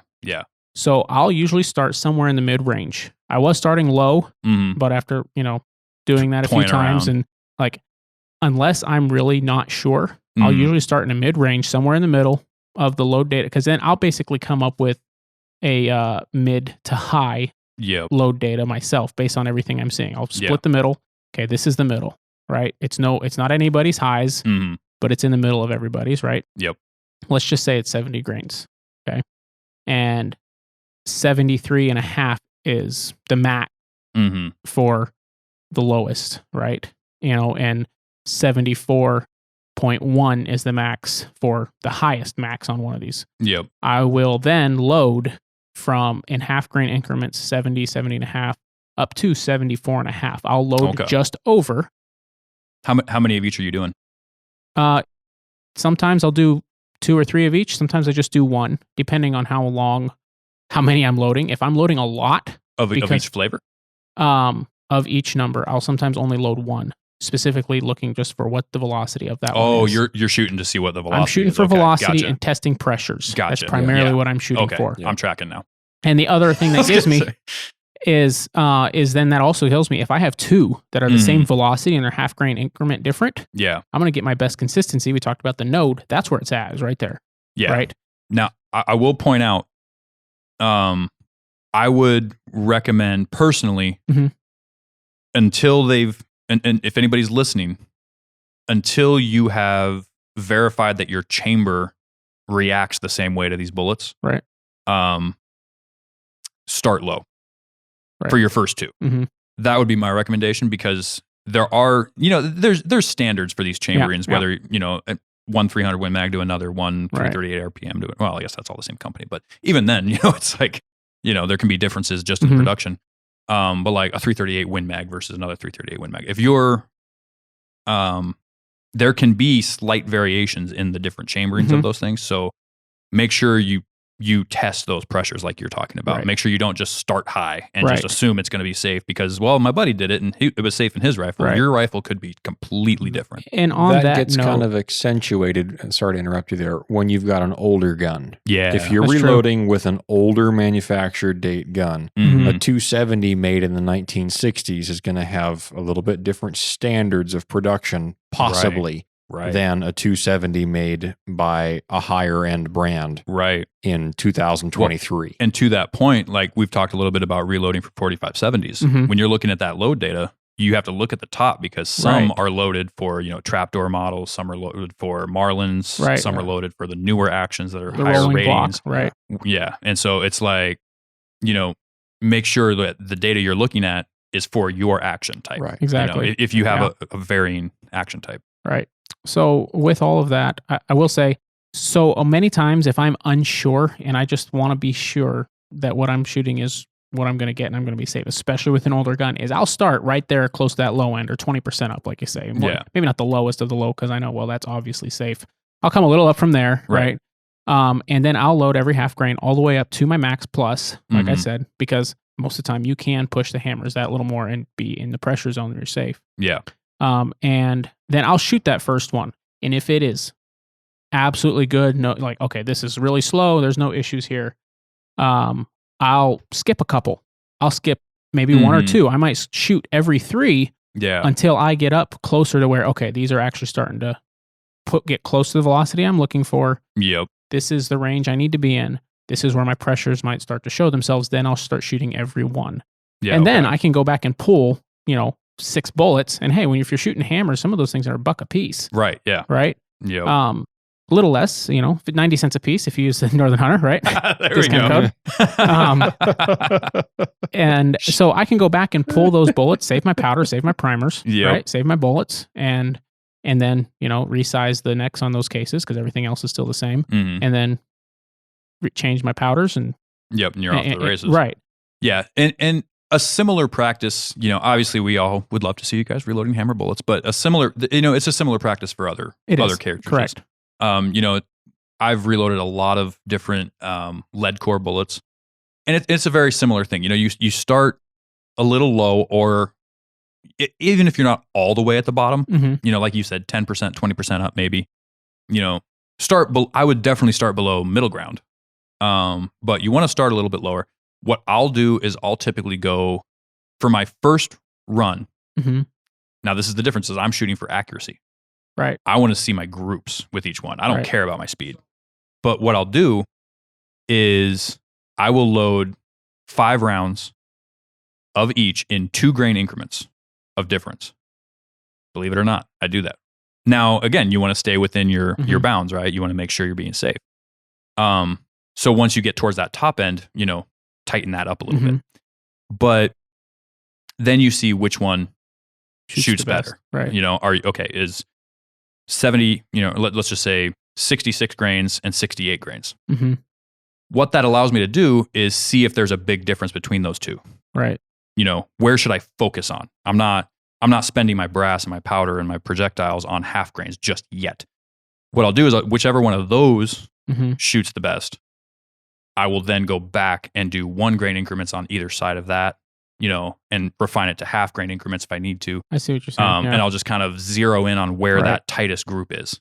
And that's worked really well for me in the past. Now, with some cartridges, you don't have a big window of what's safe. Right. And in that case, you don't want to be pushing it. Right. You don't want to be pushing, well, the lowest section is this, 2 grains up is middle, 2 more grains is hot. Don't do 2 grain increments in that instance. Like, if you have a big window, you can do that. Right. Very forgiving cartridges. Some of them have that. But if you do 1 grain increments, even, 5 rounds of 1 grain increments, see which one groups the best, and then do half grain on either side of that. Now you're ready to start playing with your seating depth. Right.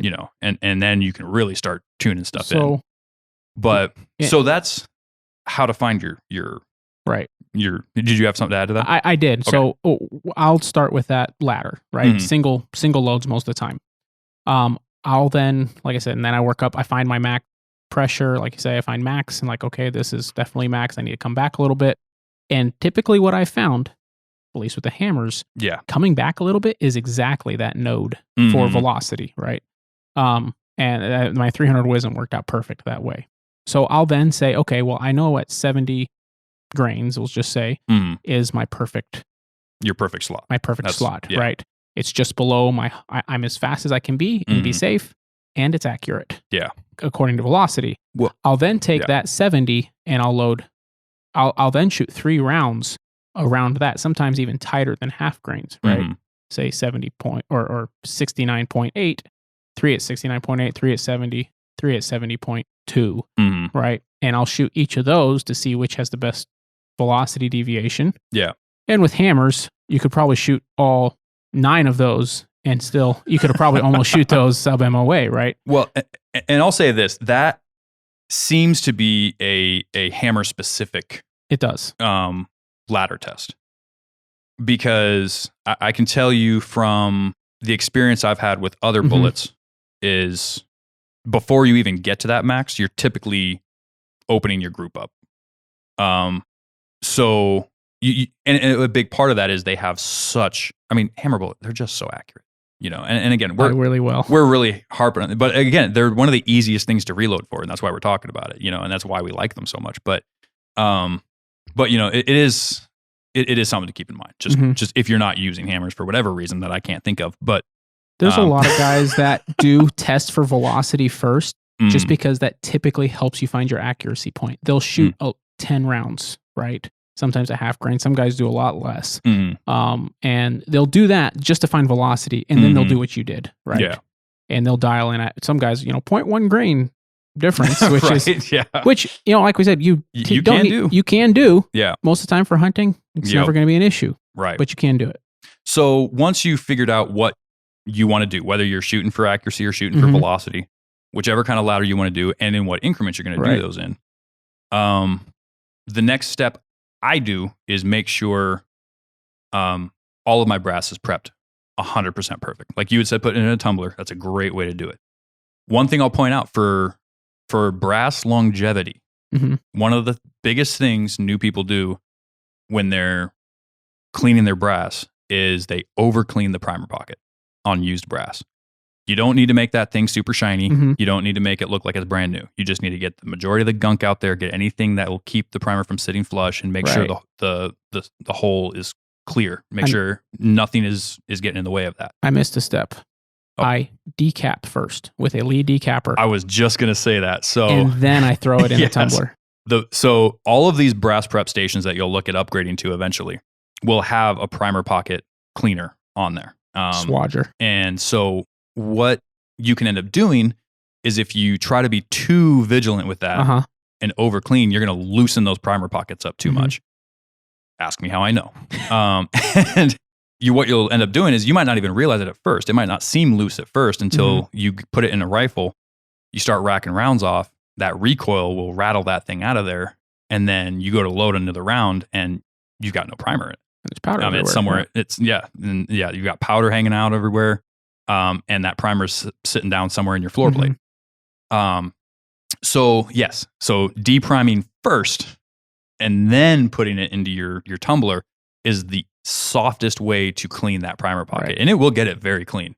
The biggest thing you might end up happening is a little bit of media in the hole sometimes, depending on what kind of media you're using. But that's so easy to fix. Just check it, and they make little tools to pop it out, or just a tiny screwdriver, and you can just sit there and pop. You can even reuse your primer popper tool. It'll still work just fine. You can, and it's not a lot it's not a big headache to worry about. If you're going through all the work to reload anyways, that's the least of your worries. But it will extend the life of your brass a lot. Right. I do not swatch my primer pockets. Yep.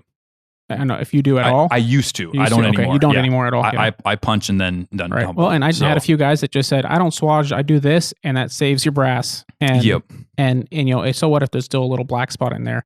If it's not in the hole, it doesn't matter. Yep. If it's got a clear path to get to the powder and, your primer seats properly, it's not sticking out, it's not, anything like, then you're fine. Right. You don't have to make it shiny and look brand new. A lot of guys like that.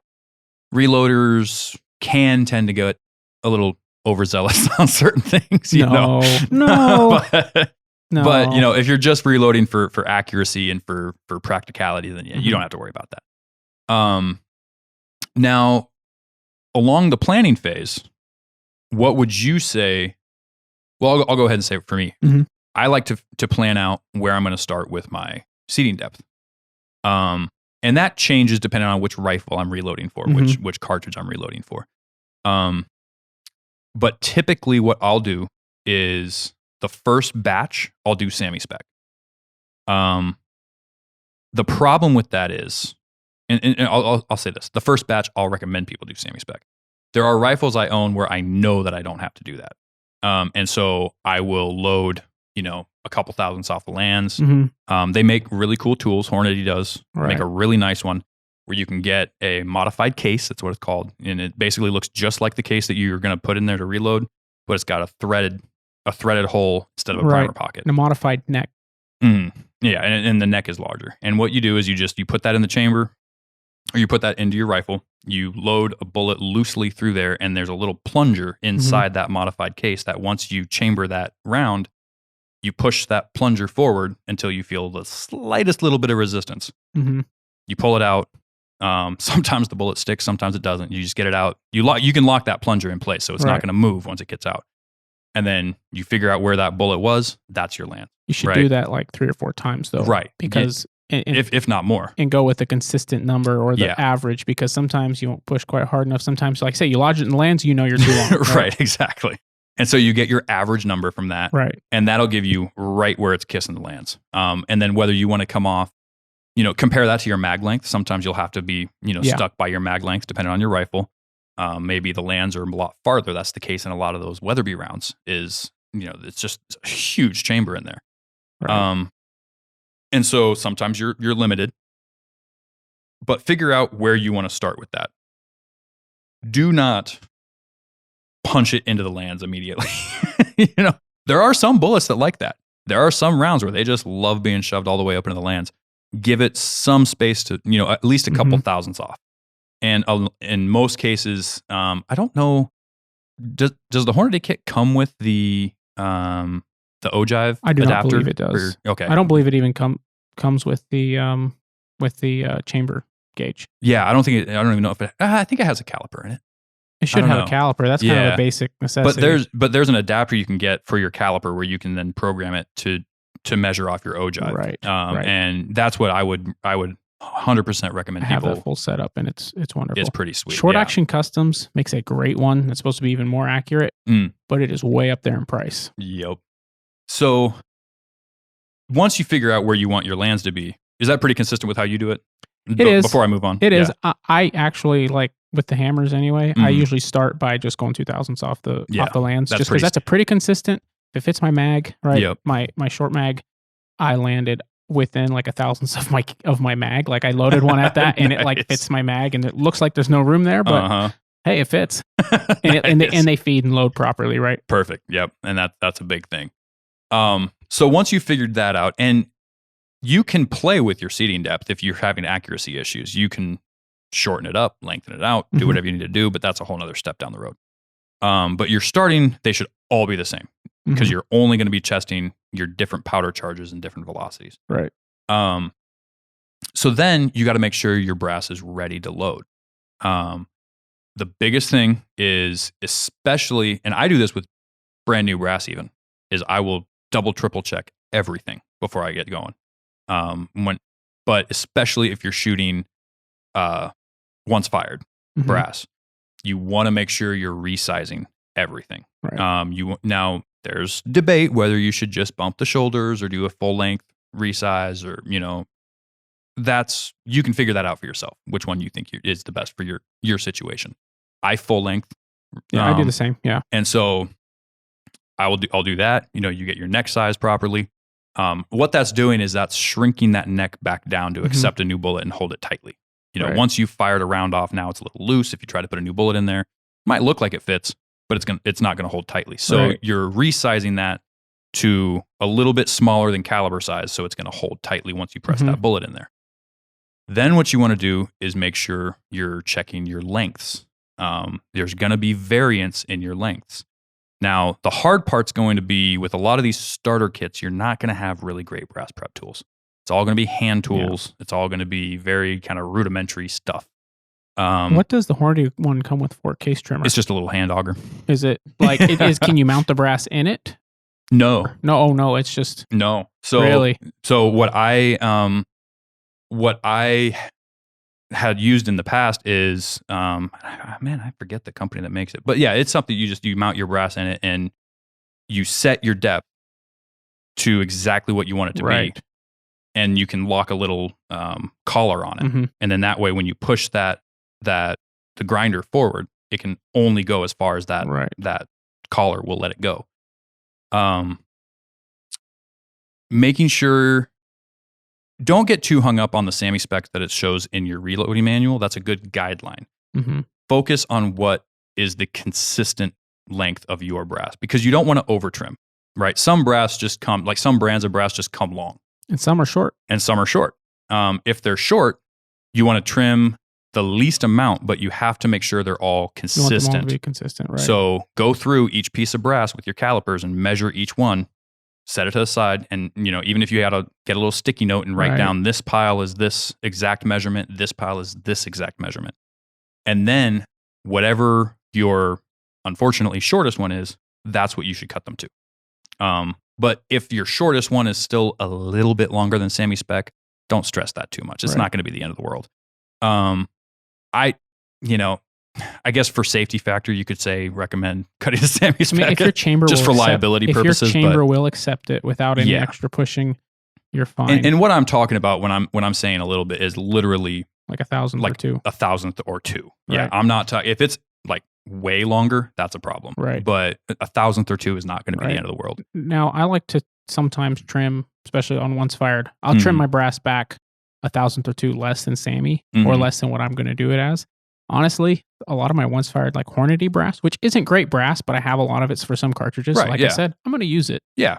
A lot of the Hornady brass is short. I don't know why that is, but it's short. Maybe they're just saving a few bucks, right? But so like I say, it's just at that point, it's just trying to get the consistency out of it instead of trying to get it back. There's no getting it back below Sammy. It is below Sammy.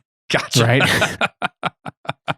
But yeah, no, you can go back a couple thousandths than Sammy as long as it's all consistent. Yep. You get a couple thousandths below Sammy, you can actually not have to trim off as much the next time to get to your lowest because one, it's going to stretch the next time. Because it'll stretch, but it'll all stretch more consistently the next time. You still need to check it. You still need to trim it, but it'll be more consistent. Yeah. And that's the thing is you're just trimming to keep them all the same. That's where you're going to see a lot of your accuracy is just because that's just it. Accuracy is consistency. Right. If each case is a different length, that's going to be different consistency. Right. If it's a slightly different seating depth, that's your consistency. So really being meticulous, and this is why at the beginning, when we were talking about brass prep, it can take much longer than the rest of the process. Once you start pouring powder, it's pretty quick. It is. And that's where, we don't have to spend a ton of time, except for the fact that, once you start pouring powder, and this is another thing with those scales, make sure you calibrate your scale every time before you start. Some scales will let you pour powder and measure stuff without calibration. Other higher end ones won't even let you get started. They'll demand calibration before each session. You don't need to calibrate between loads. If you're going from round to round to round, obviously it's going to be this. But if it's been a week or two since you've reloaded, just go ahead and calibrate it. It takes 30 seconds to 3 minutes, depending on which. If it's been a day, my opinion, right? Now, electronic versus manual older style scale. The manual older style scale, obviously you have to calibrate it, right? You have to use it. And I've heard a lot of guys like those just because they're simple. They are simple. And they're basic, and there's nothing you calibrate it every time you use it, right? I would think you couldn't quite get the consistency you could out of a digital. However, that is going to be a lot more accurate than a $20 Amazon digital scale. Right. Or a 20-year-old auto powder measure. There was one that I was trying to use when I first started. Yeah. That thing, I realized this after a while sitting there. It will give or take a grain. Okay. Give or take 1/10 of a grain is too much. But, in reality, when you're measuring to within 1/10 of a grain, that's what most your scales are going to do, unless you spend a lot more money. You're really within probably, just over it. Just you're give or take just under 1/10 of a grain, right? It's between 0.1 or 0.2. Yeah. And it's somewhere in there. It might be 0.1, 0.5, and the next one might be 0.5. Right. So you have that 1 grain increment. As soon as you're to 0.1, 0.2, well, then it's more. So that's where I personally, that's something I want to upgrade. It doesn't matter as much, I don't think, but I just would love to know that it is all 0.04. You're right. Within, right. Yeah. And that's the next big thing is once you've upgraded your brass prep tools to make that process easier, you're going to quickly find out that's the biggest painful part of this. Brass prep and trimming. We haven't really talked about resizing. We touched on it. We touched on it, yeah. Though So you can start your basic RCBS die set, right? If you're shooting straight wall, you're going to have two dies for your resize. If you're shooting necked, you're going to have one full length resizing die. There's a lot of options there. Your basic set is going to be, you set, you adjust it, you set it, and then that's what it is. Yep. And that's fine. It's going to have a set headspace depth. You can't usually adjust your head spacing on your brass, which is how far you knock back the shoulder.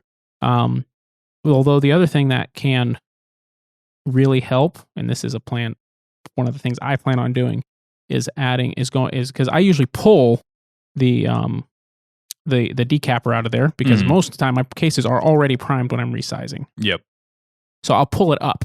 And a longer cartridge, that's fine because the inside expander mandrel it doesn't matter. It's up. It still is going to do its job. In a shorter cartridge, say a 6mm arc, you try to pull that up and it will actually create a friction point that is too tight for the brass to go between both sides of the neck, outside and inside, and it will crush your brass. Yep. Ask me how I know. I accidentally ran my modified case through that. So I will say this on the topic of that and crushing brass. When you're resizing your brass, you want to lube it up.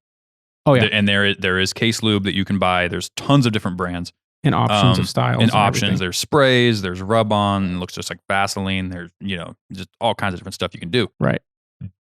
Don't get overzealous with that. Put just enough on to lube the case up. Putting too much lube on your case can also cause issues and crush brass and get cases stuck. Even does the opposite. And so be very careful. Don't put too much, but make sure you have enough. Make sure you have enough. It's a balancing act. I will warn you're gonna crush a couple pieces of brass. Right. But yeah, don't like glob it up and just make it like crazy, crazy amounts. A great starter lube is Hornady One Shot. I have not had a single problem with One Shot. One Shot's awesome. Once in a while, I've had a tight case. I pull out and put some more on, and that fixes the issue.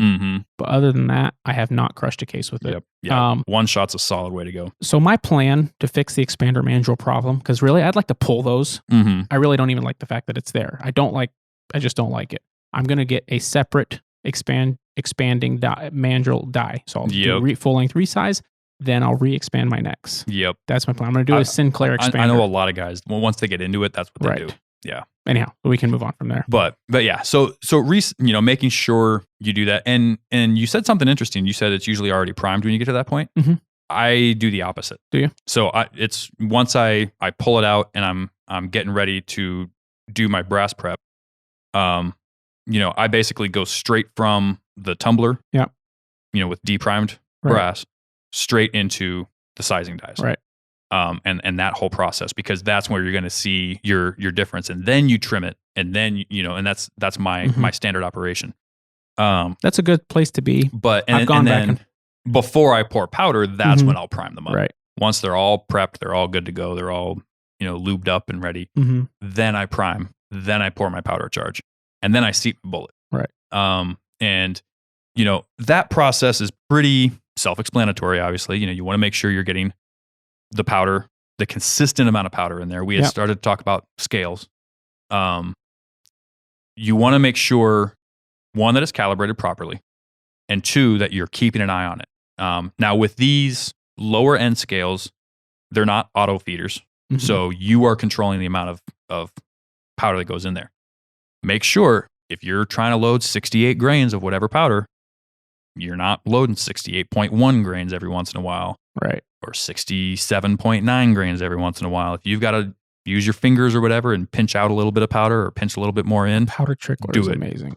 Yep. And if you have one that has a trickle, it's awesome. Well, you can get a little trickler that you can pour powder and it sits above your pan and you just twist it. And it'll trickle a little bit of powder at a time. So, and even then, you can overshoot a little bit. You can, but then you dump a little back into the trickler and you do it again, right? Right. That's the simplest way of doing it. Trying to do it with your fingers really sucks. I've done it for years. Unless I'm loading a lot of rounds, I just use a scoop and a trickler. Okay, yeah. Now with the upgrade of that brings about the auto trickler. Yeah, the auto feeders. Sweet. Those are awesome. That will speed up your process a lot. But even the high-end ones still overshoot or undershoot sometimes. So you want to make sure what it's doing. Yeah, keep an eye on it. Make sure you're getting the consistent amount of powder you want. because that's where your accuracy is going to come from, right? It's a tiny little step that you can do that'll change a ton down the road. Does it really matter? 0.1 grain? Like, ultimately, you're not going to blow your gun up. But again, consistency is accuracy. Exactly. Consistent powder charge is accuracy. Same with the seating depth. When you go to start seating your bullets in there, make sure you watch videos on that too, because that can be a little bit of a process depending on which press you have. What I'll typically do is, I'll throw my loaded case in the shell holder, put my bullet on top. I'll go halfway down. I actually pull back up, twist it halfway, and then go all the way down. Yeah. And that's to try and align keep it perfectly aligned.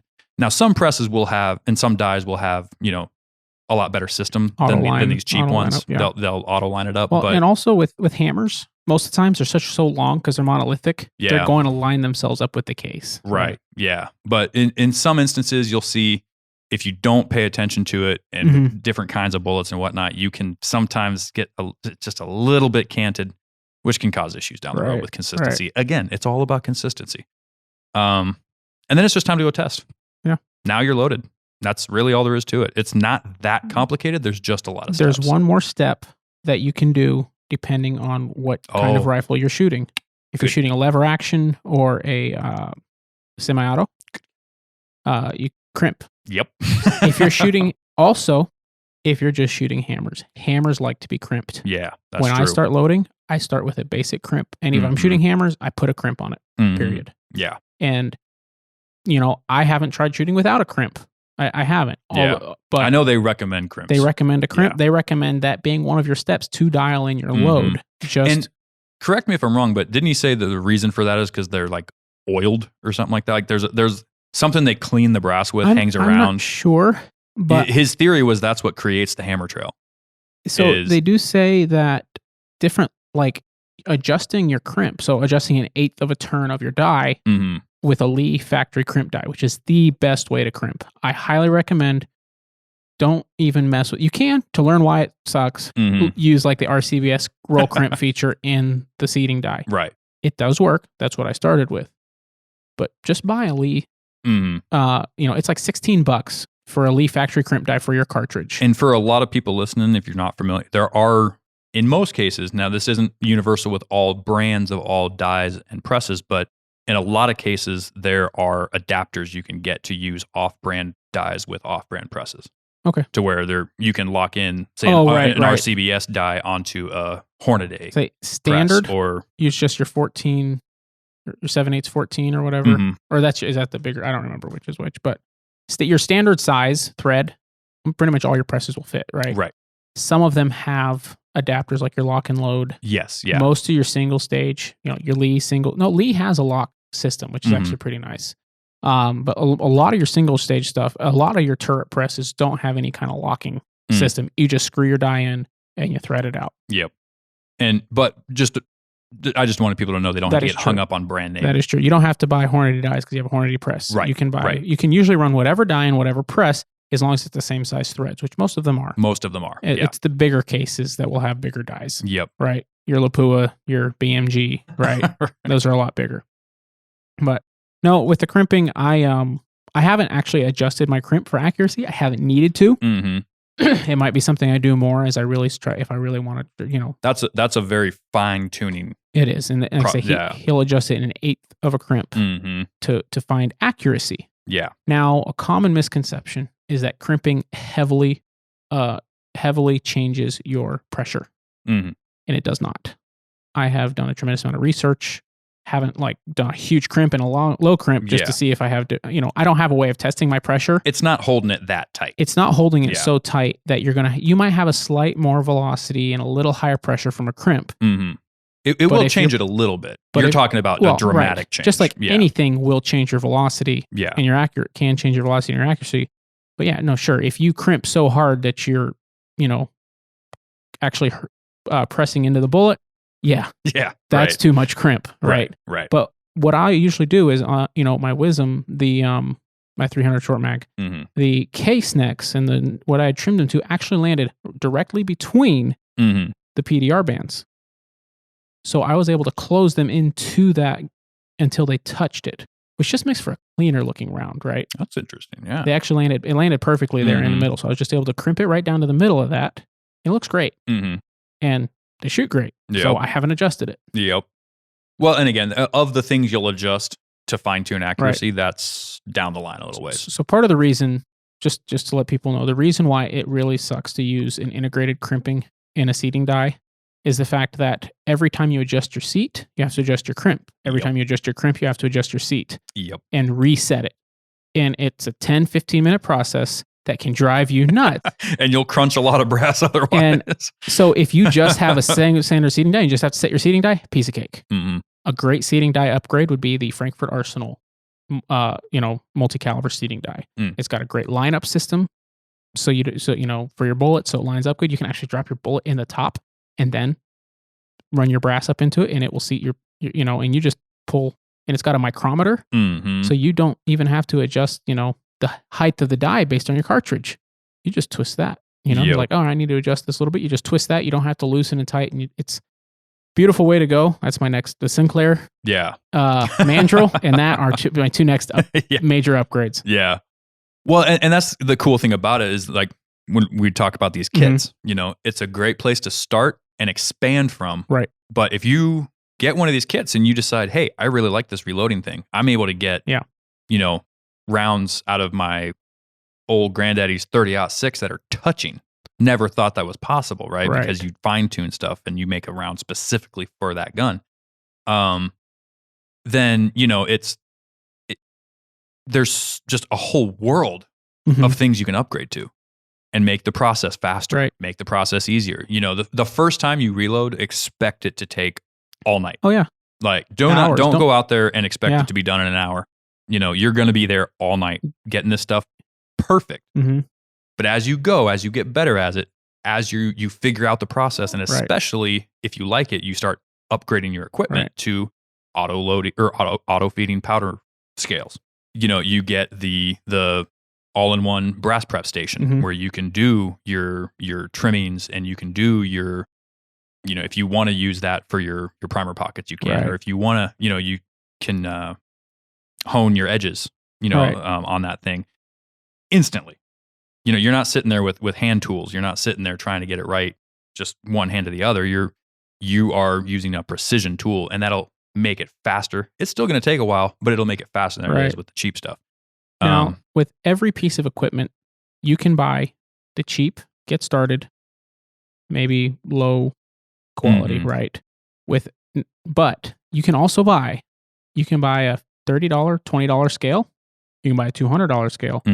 You can buy a $1,000 scale. It doesn't measure. It is just a scale, and it's $1,000, right? And it measures within 1/100th or something like that. Yeah, something silly. Yeah. Which, hey, some guys want that. I would love to have that. I cannot justify that right now. No. Right.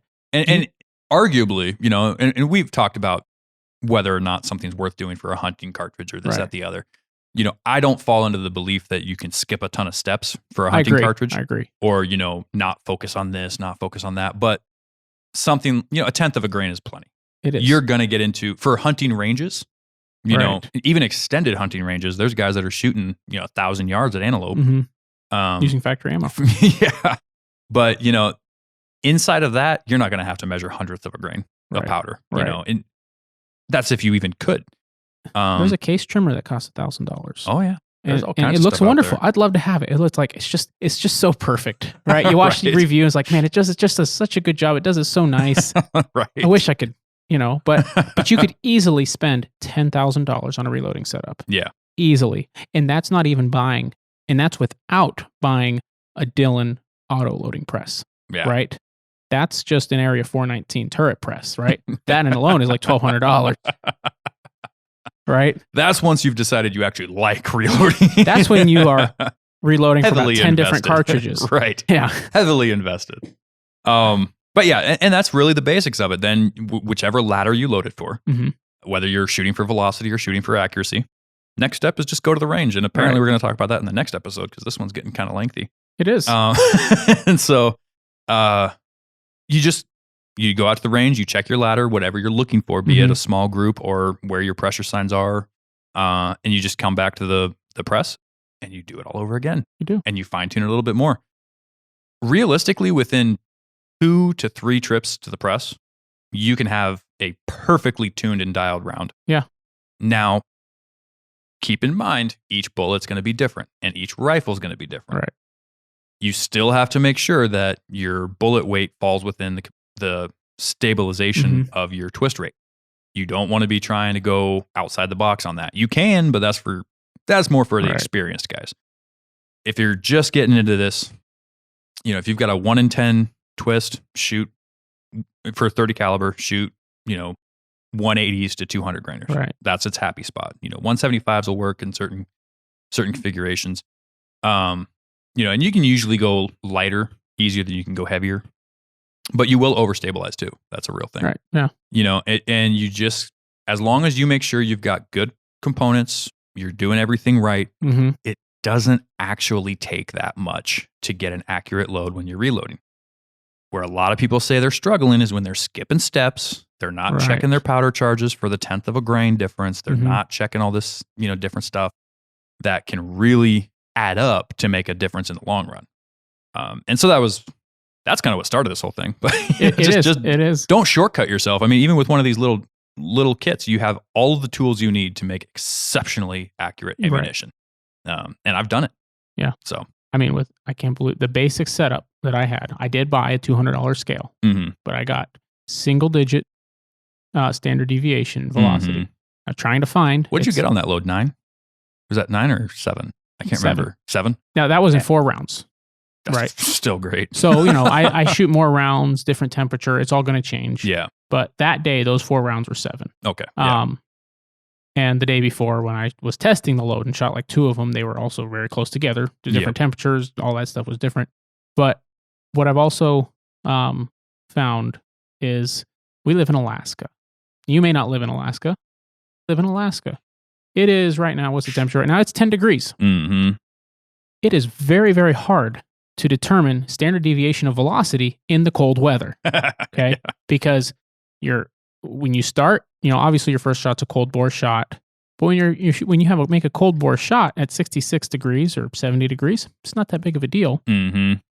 When you make a cold bore shot at 10 degrees with cold ammunition or with warm ammunition, this is the situation. You get to the range, you've got a warm rifle, you've got warm ammo. By the time you've set your target, your rifle's cold, your ammo's cold. You start shooting, your rifle warms up. Now your rounds are warming up. Some you're going to take longer to shoot. Some you take just less time to shoot. And even with letting your rifle cool off, you are not going to find a situation where you're really going to be able to measure your standard deviation accurately. Yeah. I still like to measure my velocity because I want an approximate amount what is my velocity at the temperature? I can put that into my dope. And then, using the dope calculators and everything we have available for very low amount of cost. And that's a whole nother episode on the internet to talk about. Right, but I can use that information then if I have 2 different temperatures, that's enough information for that dope calculator to load me up a chart based on the temperature where I'm at that day, right? Elevation and all that. And that is one of the things that makes Alaska such a hard place to dial in a load for. Is it's not that it's impossible, but you have to understand, like you just mentioned, it's not just the change in temperatures, because, I mean, there's big game we can hunt in the middle of winter. If caribou season happens to go long, that can last all the way through till March. That means you can hunt caribou when it's February and -40 outside, -50. You're also hunting moose sometimes in 80-degree weather in early September. Right. And caribou in, mid-August. At varying elevations. We're at 400 feet above sea level, a little over that, 440, somewhere in there, at the range here in Fairbanks. You go up where caribou live, now you're at 3,000 feet elevation, right? Like, all of these varying features are so prevalent here in Alaska because we're moving around a lot. We're not hunting right in our backyard. We're not reloading on the press in the garage and then going down the street up onto a little swath of public land. And I mean, you could, I guess, technically, if you're outside the management area. Right. But, we're traveling hours and changing tons of our features. Massive temperature you can variation. Go down to the coast and have a lot more humidity. It's a lot to consider, but that gets more into the nitty gritty of like long range ballistics. But for reloading, that's all there is to it. It's really simple. It's you want to be safe. You want to make sure you're not going to blow yourself up. Right. You want to do all the steps properly to get the most accuracy because you're already there. Right. You already have the equipment. You already made the investment. Don't skimp just because it's a hunting round. Yeah. Like, put in the work. You can get 1/2-inch groups with hunting rounds. You can. I've done it. Got the t-shirt. I did it with I did a 3-shot 1/2-inch group with my 6 arc. Yeah. 1/2-inch. Yep. So don't short yourself on your process. Don't short yourself on your equipment, and don't not do it because somebody told you it's not possible. I am sitting here telling you it's possible. Yeah. So one other safety factor that just came to mind. Yes. Based on the temperature difference. Some powders are good and temperature stable. They won't change a lot in 100-degree difference in temperature. Not enough that you're going to notice. Yeah. There'll be a little velocity difference, but pressure won't change very much. Others, some of the powders I personally really like because you can really play with them, and it's kind of the nerdy things, okay? Hodgdon Levolution, which is they made with Hornady, right? Hodgdon Superformance, which they made with Hornady. Both amazing powders for specific cartridges that I happen to have and shoot. They are not temperature stable. The Superformance is not, and the Levolution is not. They were not designed to be temperature stable. They were designed to be fast with low pressure. The disadvantage of that is, with both of those powders, is if I load those and shoot them in test loads at 30 or 40 degrees, my pressure's great. When it's 80 degrees, if I'm up near my pressure limit at 40 degrees, at 80 degrees, I will be at dangerous pressures. Yeah. Or could be. I may not be, but I could be. It's best to develop loads in warm weather. It and can then be. Test them in cold weather. I was going to say, it's best to develop, especially if you're looking for pressure in the warm weather. Yeah. But even if you've hunted moose in caribou season with a load that you know is good, the best time to refine that load is early winter, kind of where we're at now. Yeah. Like, obviously Alaska varies year to year. You know, I think, Dalton, you were just pointing out earlier the record highs and lows for today. Yeah. You know, being one year it was 25 above, and the next year, or not very next year, but the record low was like what, -37, something like that. 34. -34. So, you know, it'll vary year to year whether you're doing it in October, November, or whatever. But finding those days when it's, you know, close to 10 degrees. Right. You want to split the gap on your temperature swings where you're not at the hottest, you're not at the coldest. Exactly. You split the gap. That's where you refine your load, and then you're mostly good no matter which way it goes. Right. You know, you'll be a little bit hotter, a little bit colder.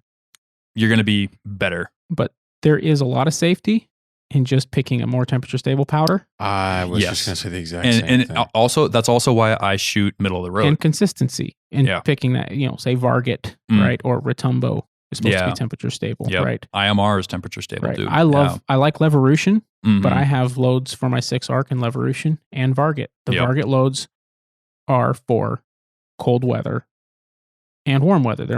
They are my Predator loads. Did they get a new factory built? Are they cranking that stuff out again now? Which one? Varget. They burned down several years ago. Yeah, I heard that. I think they are. Yeah, they're cranking it out.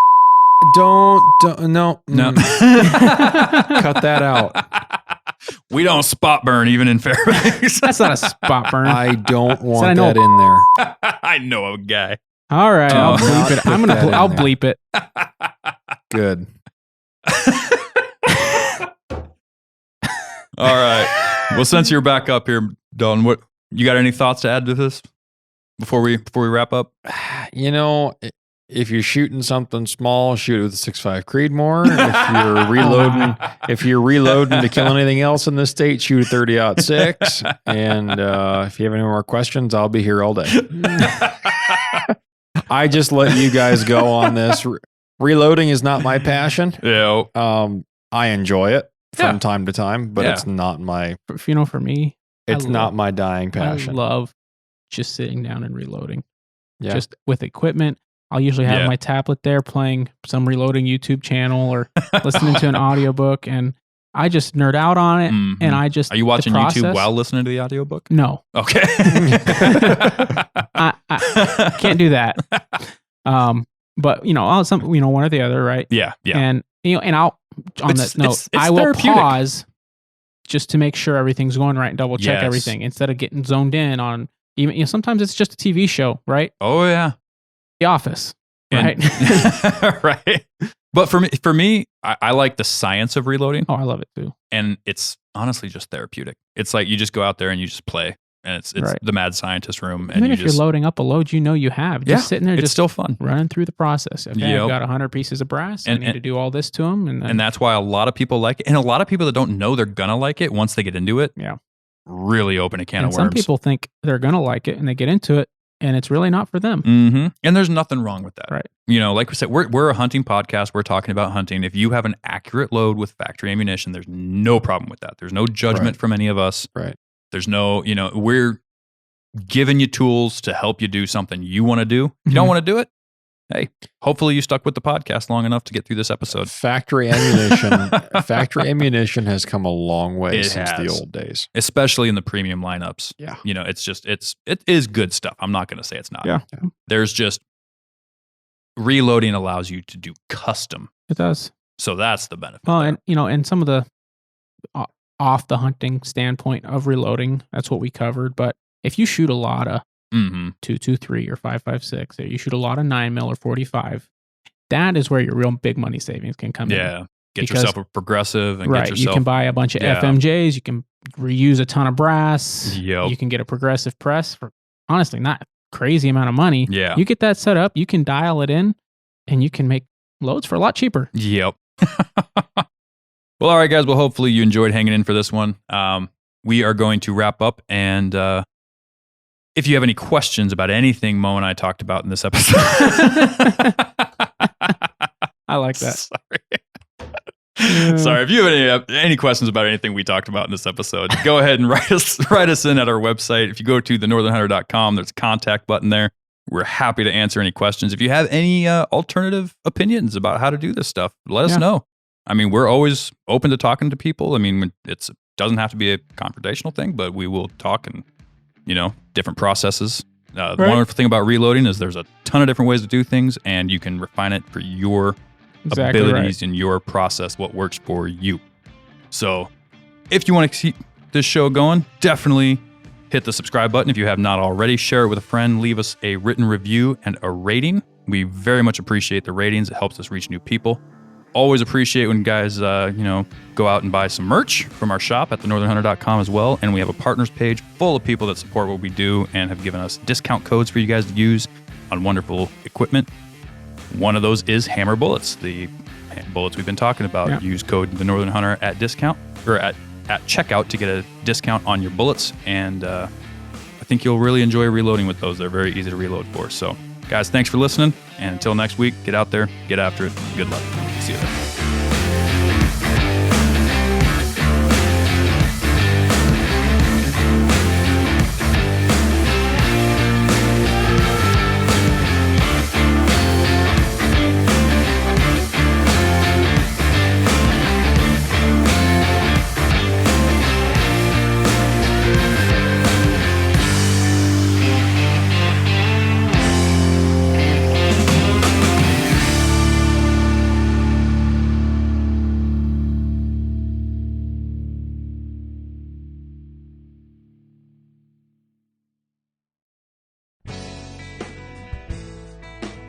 All right, folks. We all know that one of the most common mishaps in hunting is damage to your rifle scope. Last year, I found the solution to that problem with the Stealthy Hunter rifle cover. It wraps around your scope and actions securely to protect it from getting knocked off of zero or even severely damaged. Stealthy Hunter also has a glassing pad and a wide variety of supplements for the outdoorsman, such as protein powder, CBD products, turmeric, and gut health supplements. They also make a lightweight trauma kit weighing in at just 14 ounces that includes everything you need and nothing you don't for all of your backcountry medical emergencies. To shop all of their equipment and supplements, go to STEALTHYHunter.com and enter the discount code at checkout, The Northern Hunter, to save on your order today. All Stealthy Hunter equipment is proudly made in the USA.